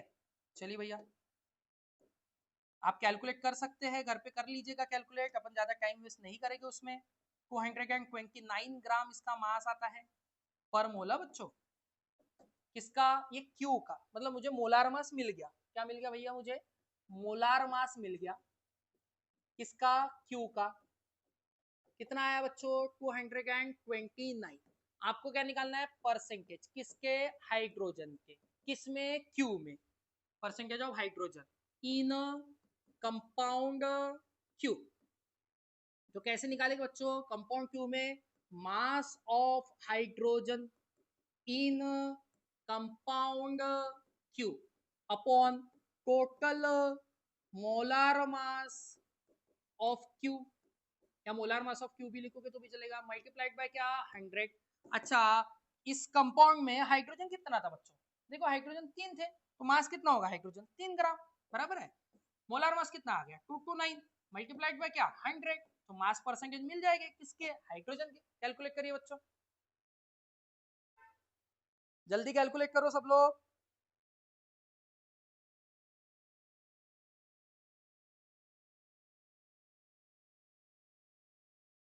इट्स 1.31%। ठीक है बेटा, तो इस तरीके से हाइड्रोजन का मास परसेंटेज निकल गया किसमें क्यू में। क्या किया अपन ने देखिए पहले से। अच्छा आपको रिएक्शन दी थी, क्लोरोबेंजीन दिया था, क्लोरोबेंजीन के साथ NaOH को ट्रिक करने बोला तो सोडियम फिनॉक्साइड तैयार हुआ। उसके बाद सल्फ्यूरिक एसिड लाने बोला तो Na आया, H आया, फिनॉल बना। उसके बाद नाइट्रिक एसिड लाने बोला तो पिक्रिक एसिड बना। तो क्यू मेरा पिक्रिक एसिड था, मैंने क्यू का मोलार मास कैलकुलेट किया, कितना आया 229। उसमें हाइड्रोजन कितना परसेंटेज है ये पता करना था, तो हाइड्रोजन उसमें 3 था, मतलब 3 ग्राम हाइड्रोजन था किसमें 229 में। तो कैसे किया भाई, हाइड्रोजन का मास अपॉन टोटल मास उस कंपाउंड का मल्टीप्लाइड बाय 100। हाइड्रोजन 3 ग्राम था, डिवाइड बाय मोलार मास कितना 229 मल्टीप्लाइड बाय 100, परसेंटेज कितना आ गया 1.31%। तो मतलब उस क्यू नाम के कंपाउंड में 1.31% हाइड्रोजन प्रेजेंट है। इस तरीके से क्वेश्चन होता है सॉल्व। आई होप समझ में आ गया होगा सबको। चलिए नेक्स्ट क्वेश्चन की तरफ चलते बच्चों। अच्छा नेक्स्ट क्वेश्चन बड़ा मस्त क्वेश्चन, बड़ा क्वेश्चन है, इस वजह से थोड़ा सा कंफ्यूजन भी होता है। और इसको कंफ्यूज करने के लिए यहाँ पर कुछ चीजें लिखी गई है, जैसे 50% ऑफ टोटल ईल्ड, ये 9:1 का रेशो, ये सारी छोटी छोटी चीजें इसमें ऐड की गई है इस क्वेश्चन में जानबूझ के, ताकि आप लोग कंफ्यूज हो जाए। ठीक है, तो ध्यान दीजिएगा ज्यादा इस क्वेश्चन की तरफ। चलिए देखते हैं क्वेश्चन का क्या कहना है, पहले क्वेश्चन को पढ़ते हैं। The reaction of 4 Mithil oct 1 in, oct मतलब 8 कार्बन है, 4 पर मिथिल है, ठीक है। उसका मास भी दिया है 2.52 ग्राम करके, ठीक है, विद एचबीआर के साथ रिएक्शन की, प्रेजेंस में C6H5CO2 ट्वाइस O2, मतलब परऑक्साइड हो गया, है ना, परऑक्साइड वाला रिंग हो गया। यूज 2 आइसोमेरिक ब्रोमाइड, 2 ब्रोमाइड मिल रहा है 9:1। अच्छा परऑक्साइड के प्रेजेंस में एचबीआर आया तो एंटी मार्कोनिकॉफ रूल वाला मेजर रहेगा, तो मार्कोनिकॉफ वाला माइनर रहेगा। बात सिंपल है। ठीक है भाई, दोनों बना के देखना पड़ेगा ना पर अपने को, चलो दोनों बना के देखते हैं। पहले कंपाउंड लिख लेते हैं, क्या लिखा है 4 मिथिल ऑक्ट 1 इन। अच्छा ऑक्ट मतलब 8 कार्बन, 1 2 3 4 5 6 7 8, देख लो 1 2 3 4 5 6 7 8, 4 मिथिल, 1 2 3 4, 4 पर मिथिल, ये लो आ गया 1 इन, ये लो फर्स्ट पर डबल बॉन्ड। ठीक है, यहाँ पर CH2, यहाँ पर CH, यहाँ पर CH2, यहाँ पर CH, यहाँ पर CH2, यहाँ पर CH2, यहाँ पर CH2 और यहाँ पर CH3। किसके साथ रिएक्ट करना है HBr के साथ, HBr के साथ रिएक्शन। किसका प्रेजेंस दिया है परऑक्साइड का। अच्छा परऑक्साइड का प्रेजेंस दिया है, मतलब इनडायरेक्टली यहाँ पर ही आपको बता देता हूँ शॉर्टकट में कि जो मेजर रहेगा वो मेजर कौन रहेगा बच्चों, एंटी मार्कोनिकॉफ, और माइनर कौन रहेगा बच्चों, मार्कोनिकॉफ। ठीक है बच्चों, मेजर कौन रहेगा एंटी मार्कोनिकॉफ और माइनर कौन रहेगा मार्कोनिकॉफ। अच्छा मेजर एंटी मार्कोनिकॉफ रहने वाला, एंटी मार्कोनिकॉफ के हिसाब से negative part of that HX goes towards more number of hydrogen containing carbon. तो बना लेते भैया, 2 कंपाउंड बनने वाले, चलो दोनों कंपाउंड तैयार कर। और इसका मास दिया बच्चों, ये P है आपका, और इसका मास दिया है 2.52 ग्राम, ये गिवन है। चलिए जो भी 2 कंपाउंड बनने वाले दोनों बना लेते हैं। पहला CH3 CH2 CH2 CH2 CH CH3 CH2 CH2 CH2 Br, ये बन गया पहला एंटी मार्कोनिकॉफ रूल के हिसाब से। दूसरा प्लस दूसरा CH3 CH2 CH2 CH2 CH CH3 CH2 CH Br CH3, ये बन गया दूसरा। ठीक है, पहला वाला आपका है एंटी के हिसाब से, एंटी के हिसाब से ये पहला वाला अपना है ना, और ये है मार्कोनिकॉफ के हिसाब से। जो एंटी मार्कोनिकॉफ रूल वाला है वो मेजर रहेगा और जो मार्कोनिकॉफ वाला है वो माइनर रहेगा। मतलब ये 9:1 के रेशो में ये 9 तो ये 1। अब 9 मतलब भाई ये 90% मिलेगा, तो ये 1 मतलब 10% मिलेगा।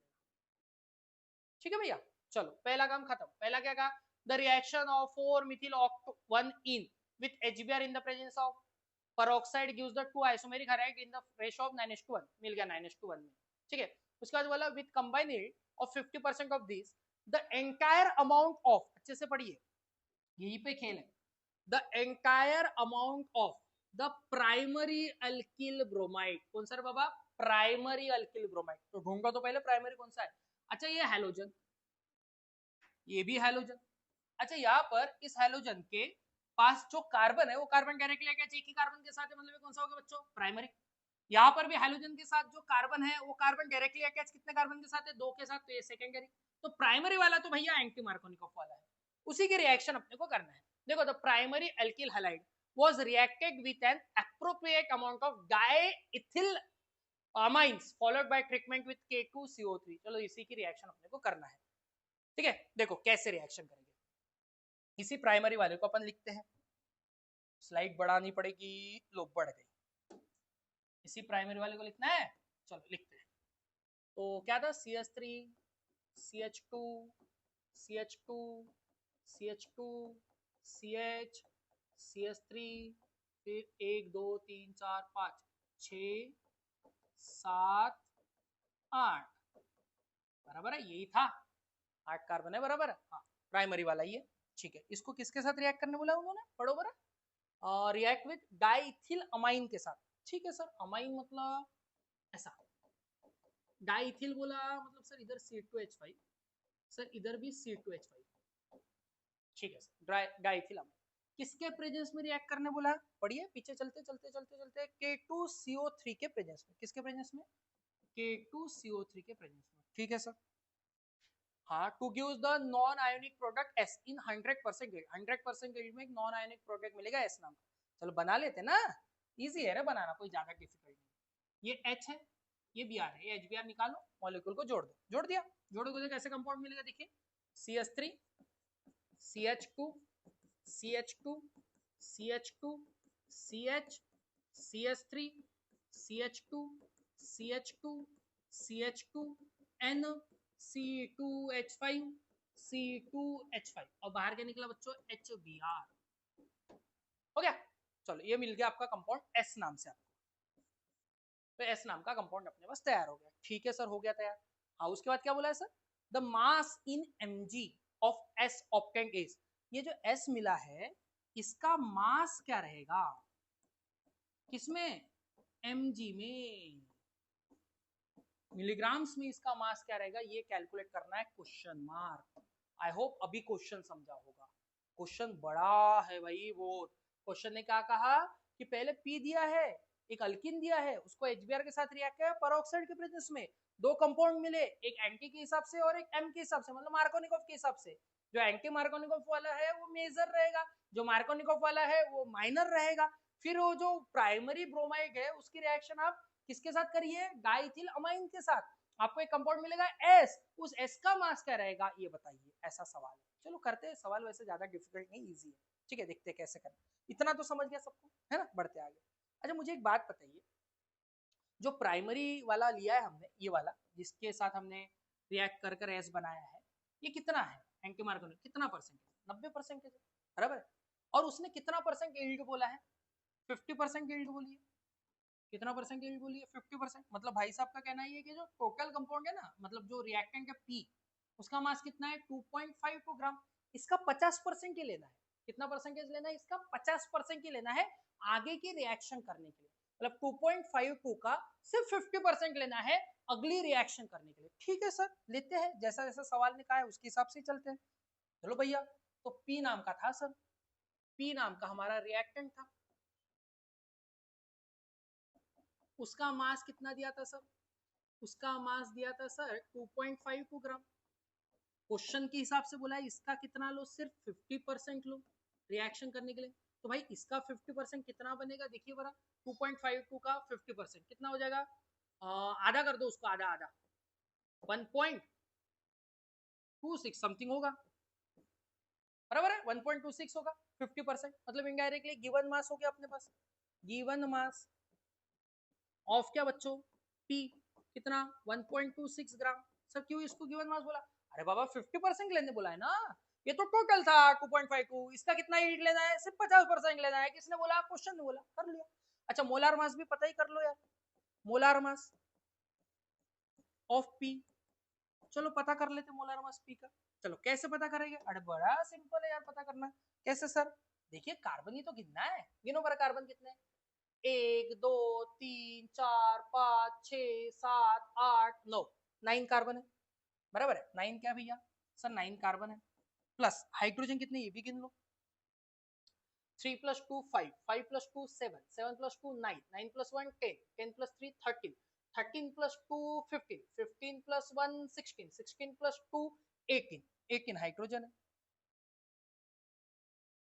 18 हाइड्रोजन है, बराबर है। अच्छा कार्बन का मास कितना होता है बच्चों? 12। हाइड्रोजन का मास कितना होता है बच्चों? 1। सॉल्व करिए बच्चों, आंसर आ जाएगा 126 आंसर आएगा जहां तक मोलार मास। इससे नंबर ऑफ मोल्स तो कैलकुलेट हो ही जाएगा बच्चों। नंबर ऑफ मोल्स कैसे कैलकुलेट होता है? नंबर ऑफ मोल्स का formula given mass upon molar मास। गिवन मास कितना है बच्चों? 1.26। मोलार मास कितना है बच्चों? 126। चलिए नंबर ऑफ मोल्स मिल जाएगा आपको, कितना हो जाएगा फटाक से बच्चों? अरे बहुत इजी है यार, 0.001। बात बराबर है, क्या आंसर आएगा? 0.001। बात इतनी क्लियर, समझ में आई बात बच्चों? पक्का? चल अच्छा मेरे को एक बात बताओ सर, ये तो आपने नंबर ऑफ मोल्स निकाला रिएक्टेंट का 0.01, सॉरी बच्चों 0.01। अच्छा ये तो आपने निकाला sir number of moles reactant का, सर प्रोडक्ट का मास निकालना है सर एमजी में, ये तो नंबर ऑफ मोल्स रिएक्टेंट का ही हुआ। अरे टेंशन मत ले, हो जाएगा। अच्छा मुझे एक बात बता, ये जो तूने प्रोडक्ट बनाया एस नाम से, ये जो प्रोडक्ट बनाया ये किससे बनाया? प्राइमरी अल्किल ब्रोमाइड से ना? अच्छा प्राइमरी अल्किल ब्रोमाइड ये वाला था ना? अच्छा कितना परसेंट का? 90% ना? मतलब इसके मोल का 90% ये मिला, 10% ये मिला किसके मोल्स का? रिएक्टेंट के, बराबर है। मतलब ये हुआ कि सर जो आपने एस बनाया है, जो आपने एस बनाया कैसे बनाया सर? आपने प्राइमरी एल्किल ब्रोमाइड लिया है, बराबर है, उसी से एस बनाया। और ये प्राइमरी अल्किल ब्रोमाइड कितना परसेंट है बच्चों? 90% है, मिला, बराबर है। किससे मिला है? ऑफ पी, पी से मिला है। हाँ चलो बच्चों, शायद आपने कुछ चेंज देखा होगा, पता है क्या चेंज? अच्छा देखो अपने पारंगत का बैच आ गया बच्चों, तो थोड़ी देर इसलिए रुका था, मैंने बोला चलो बैच लगा लेते हैं ना, थोड़ा अच्छा लगता है ना यार। चलो अच्छा अपना क्वेश्चन कहाँ रुका था? अबे आया ना बैच, ताली बजना चाहिए घर में सबके, ठीक है, जोर से बजना चाहिए, ऐसा आवाज आना चाहिए, ठीक है, वो सेंस होना चाहिए, सब फील होना चाहिए, ठीक है। फिर ताली यहाँ पर भी बज गई बच्चों, ठीक है। अब देखिए अच्छा क्वेश्चन क्या था? अच्छा क्वेश्चन में हमने जो प्राइमरी अल्किल हैलाइड था या प्राइमरी अल्किल ब्रोमाइड था वो 90% था, किसका? पी का। अच्छा पी हमें कितना मिला? मिला है बच्चों, पी कितना मिला? पी का मोल्स कितना मिला? इसका मोल हमें मिला है 0.01, इसका मोल मिला है। तो अगर मुझे इस प्राइमरी अल्किल अल्किल ब्रोमाइड का मोल निकालना है तो moles of primary alkyl bromide, इसका अगर मोल निकालना है बच्चों तो कैसे निकालेंगे? 90% ऑफ 0.01 जो मोल है पी का। अच्छा 90% मतलब 90 डिवाइड बाय 100 ऑफ 0.01 मतलब ये 0.9 मल्टीप्लाइड बाय 0.01 मतलब 0.009, ये मोल रहेगा किसका बच्चों? एल्किल ब्रोमाइड का। बात बराबर है? अच्छा ठीक है सर। अच्छा मुझे रिएक्शन से क्या समझ में आ रहा है बच्चों? देखो बराबर, एक एल्किल ब्रोमाइड की रिएक्शन डाई इथिल अमाइन के साथ किया तो एक एस नाम का प्रोडक्ट मिला, ठीक है सर। मतलब ये भाई कि 1 मोल ऑफ अल्काइल ब्रोमाइड से 1 मोल ऑफ एस मिला। हाँ ठीक है, तो फिर अगर 0.009 मोल ऑफ अल्काइल ब्रोमाइड है तो उससे ऑब्वियस है 0.009 मोल ही एस मिलेगा। हाँ सर बिल्कुल बराबर, बराबर है, ठीक है। अच्छा ये जो एस है वो एस कैसा दिख रहा था आपको? देखो बरा एस का स्ट्रक्चर अपन ने बनाया है पीछे, कहा गया एस का स्ट्रक्चर? ये रहा एस का स्ट्रक्चर। इस स्ट्रक्चर को थोड़ा सा बना लेते हो है ना अच्छे से वापस। क्या स्ट्रक्चर था एस का?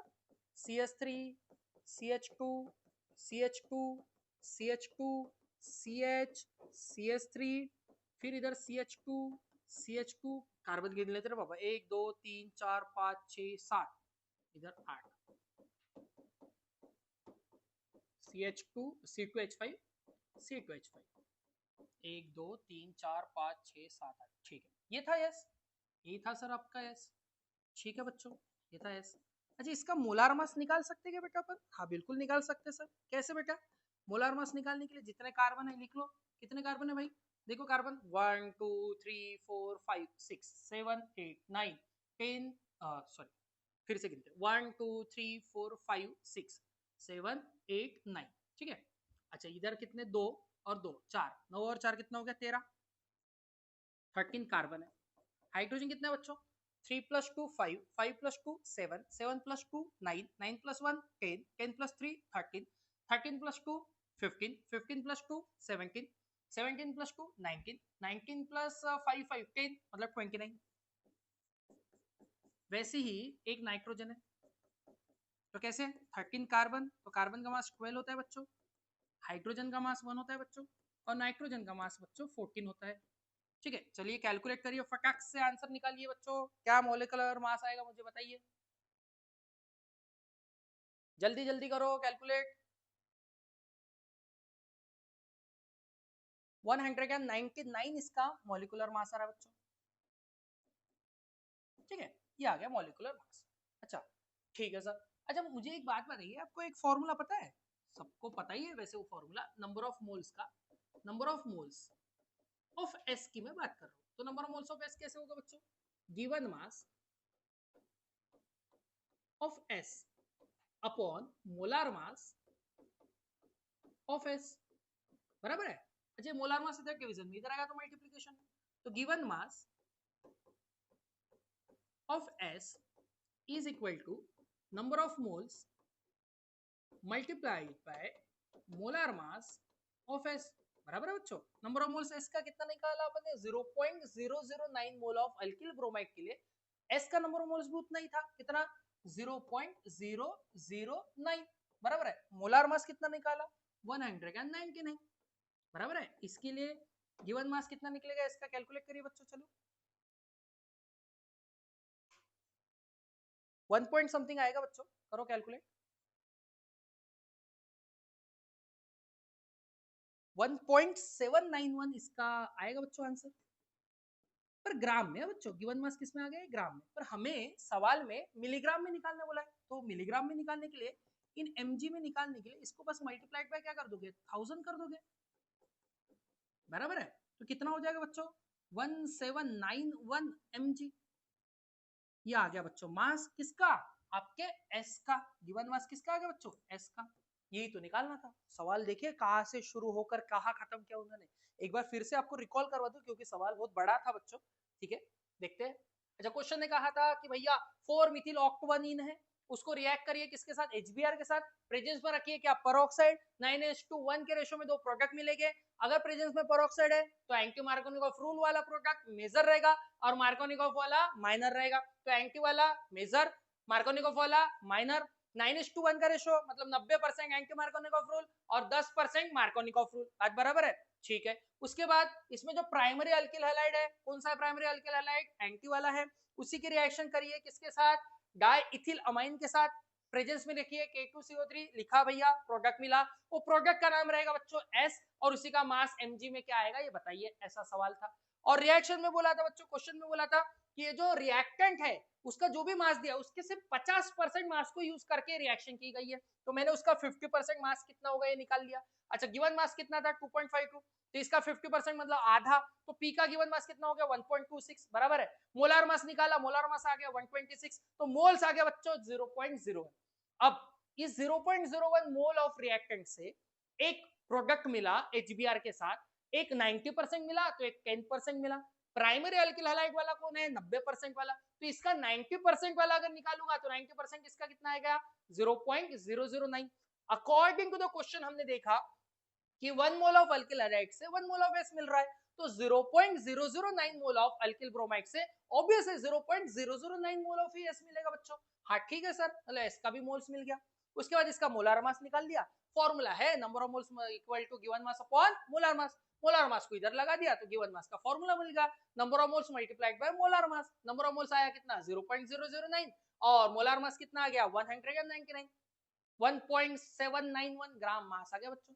एमजी में कन्वर्ट करने के लिए मल्टीप्लाइड बाय 1000 कर दिया तो 1791 एमजी उसका मास आ गया, एस का जो हमारा फाइनल प्रोडक्ट है। आई होप ये क्वेश्चन समझ में आया होगा। ठीक है, चलिए चलते हैं लास्ट क्वेश्चन की तरफ आज के। चलो लास्ट क्वेश्चन क्या है बच्चों, देखते हैं। अच्छा लास्ट क्वेश्चन में देखा जाए तो ये एक कंपाउंड है, उसकी रिएक्शन एचबीआर के साथ की गई है, पी मिला, बाद में फ्रिंकलस्टीन और स्वार्ट्स आए। अब फ्रिंकलस्टीन और स्वार्ट्स आई होप आप लोगों को पता ही होगा। अच्छा कैसा है, एक कंपाउंड है ऐसा, ऐसा कंपाउंड है, इसमें आपने एचबीआर लाया, तो एचबीआर लाया तो एच आ गया, सपोज करो बी आर आ गया, तो कंपाउंड कुछ ऐसे मिलेगा। देखिए मिल गया बेटा, हाँ सर मिल गया, इसे पी कहिए। ठीक है पी कह दीजिए। उसके बाद क्या कह दीजिए, फ्रिंकलस्टीन रिएक्शन। अच्छा याद होगा फ्रिंकलस्टीन रिएक्शन, फ्रिंकलस्टीन रिएक्शन में बच्चों Na आता था सोडियम आयोडाइड, और स्वार्ट्स में AgF आता था सिल्वर फ्लोराइड। ये आयोडीन का एक्सचेंज करता था, ये फ्लोरीन का एक्सचेंज करता था। तो यहाँ पर आयोडीन के एक्सचेंज करने के बाद ऐसा मिलेगा बच्चों, ये रिंग, और यहाँ पर मिल जाएगा I। ठीक है, और यहाँ पर मिल जाएगा, अगर स्वार्ट्स आता है तो यहाँ पर मिल जाएगा F। अच्छा जहाँ I मिला फ्रिंकलस्टीन के साथ जो प्रोडक्ट मिला वो Q है, और जो स्वार्ट्स के थ्रू प्रोडक्ट मिला वो R है। बना लिया भैया मैंने रिएक्शन में, बराबर। अब एक एक ऑप्शन पढ़ूंगा। पहला ऑप्शन क्या लिखा है, अच्छा क्या बोला है, in the option X is any atom. ठीक है चलो चलो चलो चलो, हाँ ठीक है चलो। कार्बन बॉन्ड X, मतलब X मतलब कोई भी हाइड्रोजन एटम। ठीक है, bond length in PQR follows the order, Q की ज्यादा एज कम्पेयर टू R से, R की ज्यादा as compare to the P से, ऐसा पहले क्वेश्चन का कहना है। अच्छा मुझे एक बात बताइए, हमें तो इतना तो पता है कि एटॉमिक साइज की अगर मैं बात करूं, तो एटॉमिक साइज जो फ्लोरीन होता है उसका कम होता है एज कम्पेयर टू क्लोरीन से, क्लोरीन का कम होता है as compare to the bromine से, और ब्रोमीन का कम होता है as compare to the iodine से, मतलब आयोडीन का एटॉमिक साइज ज्यादा है, बराबर है। तो अगर मैं बॉन्ड लेंथ की बात करूं, तो जब ये लोग कार्बन के साथ बॉन्ड बनाएंगे तो कार्बन और F का बॉन्ड छोटा रहेगा एज कम्पेयर टू किससे, कार्बन और Cl से। कार्बन और Cl का बॉन्ड छोटा रहेगा एज कम्पेयर टू कार्बन और Br से। कार्बन और Br का बॉन्ड छोटा रहेगा एज कम्पेयर टू कार्बन और I से। मतलब सबसे ज्यादा बॉन्ड लेंथ आयोडीन वाले बॉन्ड की रहती है। अच्छा आयोडीन वाला हमारे क्वेश्चन में कोई है क्या, हाँ है सर Q, तो Q की बॉन्ड लेंथ सबसे ज्यादा रहेगी। अच्छा Br वाला कोई है क्या, हाँ है सर P, तो P की बॉन्ड लेंथ उससे थोड़ी कम रहेगी। अच्छा Cl वाला कोई है क्या, नहीं है सर। अच्छा फ्लोरीन वाला कोई है कि, हाँ सर है R, तो R की सबसे कम रहेगी। मतलब ऑर्डर एक्चुअल में ऐसा होना चाहिए कि Q की सबसे ज्यादा P के कंपैरिजन में, P की ज्यादा R के कंपैरिजन में। चलो ऑप्शन ढूंढते हैं, ऑप्शन में क्या कहा है, ऑप्शन क्या कह रहा है पढ़िए। CX bond length in PQR follows the order, Q की सबसे ज्यादा, हाँ सर Q की सबसे ज्यादा माना। उसके बाद कौन आया सर P, इन पागलों का कौन आया R, अरे ये तो गलत हो गया, Q की बॉन्ड लेंथ के बाद P आया है और इसका क्या आया है R, तो ऑप्शन ए तो आंसर नहीं हो सकता, ऑप्शन ए कैंसिल हो गया बच्चों। अब ऑप्शन बी पढ़िए, CX bond enthalpy in PQR follows the order, bond enthalpy की बात। अच्छा जिसका बॉन्ड लेंथ ज्यादा उसके एंथैल्पी कम, जिसका बॉन्ड लेंथ कम उसके एंथैल्पी ज्यादा, बिकॉज इट्स इनवर्सली रिलेटेड। चलिए भैया वो भी कर लेते हैं। क्या बोला मैंने, देखिए भाई बॉन्ड एंथैल्पी की बात हो रही है, and bond enthalpy is always inversely proportional to the bond length, बराबर बच्चों। एंड ऑर्डर जो है बॉन्ड लेंथ का, जो हमने अभी बनाया ऑर्डर ऑफ बॉन्ड लेंथ, चलिए लिख भी देता हूँ वापस से। बॉन्ड लेंथ का क्या ऑर्डर बना है हमने, देखिए Q की सबसे ज्यादा, फिर P के कंपैरिजन P की ज्यादा, R के कंपैरिजन Q की सबसे ज्यादा, P से P की ज्यादा, R से। ये है बॉन्ड लेंथ का ऑर्डर, इनवर्सली प्रोपोर्शनल है बॉन्ड एंथैल्पी। तो ऑर्डर ऑफ बॉन्ड एंथैल्पी कैसे बनेगा बच्चों, ऑर्डर ऑफ बॉन्ड एंथैल्पी कैसे बनेगा बेटा, देखिए इसका उल्टा, क्योंकि इनवर्सली है तो Q की सबसे कम P के कंपैरिजन में P की कम, R के कंपैरिजन मतलब सबसे ज्यादा R की रहेगी और सबसे कम Q की रहेगी, बराबर है। चलिए ऑप्शन में चेक करते क्या कहा है, देखिए CX bond enthalpy in PQR follows the order, सबसे ज्यादा किसकी कहा है इन्होंने, R की, सबसे ज्यादा आर ही किसकी है, आर की, ठीक है, यहाँ तक सही हो आप लोग। उसके बाद पी के आना चाहिए, आर के बाद पी के आना चाहिए। कुछ गलती है क्या बच्चों? C X bond enthalpy in P Q R as follows the order R P Q, R P Q, गलती किया जाए। तो बच्चों देखो बॉन्ड एंथैल्पी के साथ क्या था, डायरेक्ट इनवर्सली प्रोपोर्शनल था, कौन, बॉन्ड लेंथ। अच्छा ऑर्डर ऑफ बॉन्ड लेंथ अपन ने लिखा बेटा, ऑर्डर ऑफ बॉन्ड एंथैल्पी भी लिखा, तो सबसे ज्यादा किसकी, आर की, एज कंपेयर टू किससे, पी से, पी की ज्यादा as compare to the Q से। ऑप्शन में चेक करते हैं, आर पी क्यू, हाथ दिया है भाई, मतलब इनडायरेक्टली ये तो सही हो गया ऑप्शन बी। चलो ऑप्शन बी करेक्ट आ गया, पर मैंने जैसे कि कहा अपन जेई एडवांस के क्वेश्चन कर रहे हैं, तो एक से ज्यादा ऑप्शन भी आंसर हो सकते हैं, तो हाँ हमें चारों ऑप्शन को चेक करना पड़ेगा बेटा। तो चलो ये तो ऑप्शन हो गया, पर बाकी जो सी और डी बचा हुआ है उसको भी चेक करना ही पड़ेगा, हो सकता है शायद उसमें से भी कोई सही आ जाए, है ना, चेक कर लेते हैं। फिर क्या लिखा है, relative reactivity towards SN2 reaction in PQR। अच्छा SN2 रिएक्शंस की अगर मैं आपके साथ बात करूं तो आपको याद दिला दूं, बड़ी इंपॉर्टेंट मानी जाती है SN2 को, ठीक है, बहुत काम की रिएक्शन होती है, क्यों काम की होती है वो भी दिख जाएगा आपको। चलिए कैसे। अच्छा बच्चों मैं SN2 की बात कर रहा हूँ, किसकी बात कर रहा हूँ बेटा, मैं SN2 की। SN2, SN2 का कहना क्या है पता है क्या, कि जो प्राइमरी अल्किल हैलाइड होते हैं वो मोर रिएक्ट होते हैं एज कंपेयर टू सेकेंडरी से, सेकेंडरी मोर रिएक्ट होते हैं as compare to the tertiary से, पहला रिएक्टिविटी होता है। दूसरा क्या है कि अल्किल हैलाइड जो आयोडीन वाला है वो मोर रिएक्टिव रहेगा एज कंपेयर टू ब्रोमीन वालों से, ब्रोमीन वाला मोर रिएक्टिव रहेगा as compare to the chlorine वालों से, और क्लोरीन वाला मोर रिएक्टिव रहेगा as compare to the fluorine वालों से। तो सबसे ज्यादा रिएक्टिव कौन रहेगा, आयोडीन वाला, फिर उसके बाद कौन रहेगा, ब्रोमीन वाला, फिर उसके बाद कौन रहेगा, क्लोरीन वाला, फिर उसके बाद कौन रहेगा, फ्लोरीन वाला। अच्छा याद करिए, आपका जो P था वो ब्रोमीन वाला था, जो Q था वो आयोडीन वाला था, बराबर है, और जो R था वो फ्लोरीन वाला था। मतलब ऑर्डर कैसा बन गया, QPR, ये ऑर्डर बन गया किसका भैया, SN2 के हिसाब से। क्या ये ऑर्डर दिया है क्या, देखते हैं QPR, देखिए बच्चों, अरे यही पे गलत हो गया, पहले किसका दे दिया इन्होंने, पहले P का दे दिया, जबकि इन्होंने लिखना था QPR, इन्होंने लिखा PRQ, तो यहाँ पर ऑप्शन सी भी हो गया बच्चों अपना गलत। चलिए लास्ट ऑप्शन को चेक करते हैं, ऑप्शन डी को।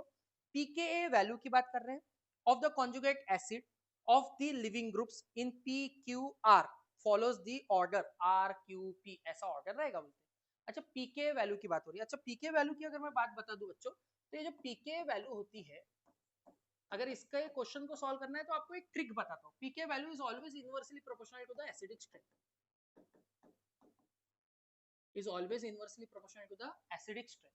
और एसिडिक स्ट्रेंथ का अगर मैं ऑर्डर बताऊं बच्चों, एसिडिक स्ट्रेंथ, तो एसिडिक स्ट्रेंथ का ऑर्डर होता है बच्चों आरआई की सबसे ज्यादा acidic strength as compare to the RBR, RBR की ज्यादा बच्चों आरसीएल से, और आरसीएल की ज्यादा बच्चों आरएफ से, ठीक है। तो पीके का ऑर्डर कैसा बनेगा बच्चों, पीके का ऑर्डर बनेगा कुछ ऐसा, उल्टा, आर आई की कम एज कंपेयर टू आरबीआर से, आरबीआर की कम एज कंपेयर टू आरसीएल से, और आरसीएल की कम as compare to the RF से। अच्छा आरएफ, एफ वाला कौन सा था बच्चों, आर था। अच्छा सीएल वाला कोई नहीं है, बीआर वाला कौन था, अच्छा कोई, बीआर वाला पी था, और आई वाला कौन था बच्चों, क्यू, मतलब क्यू आएगा, पी आएगा, आर आएगा, तो सबसे ज्यादा पी के वैल्यू आर की रहेगी। ऑप्शन देखते हैं क्या बोल रहे हैं, ऑप्शन में सबसे ज्यादा आर की है, उसके बाद क्यू की है ऑप्शन में, फिर हमारा क्या है आर पी, उसने क्या दिया है आर क्यू, तो यहाँ पर ये गलत हो गया, बराबर है, तो ऑप्शन डी भी यहाँ पर एलिमिनेट होता है, तो आंसर रहेगा बच्चों ऑप्शन बी। समझ में आई बात बच्चों। तो इस तरीके से हैलोजन डेरिवेटिव के जितने भी सवाल थे जेई एडवांस के पीवाईक्यू वो यहाँ पर हमने कंप्लीट कर दिए।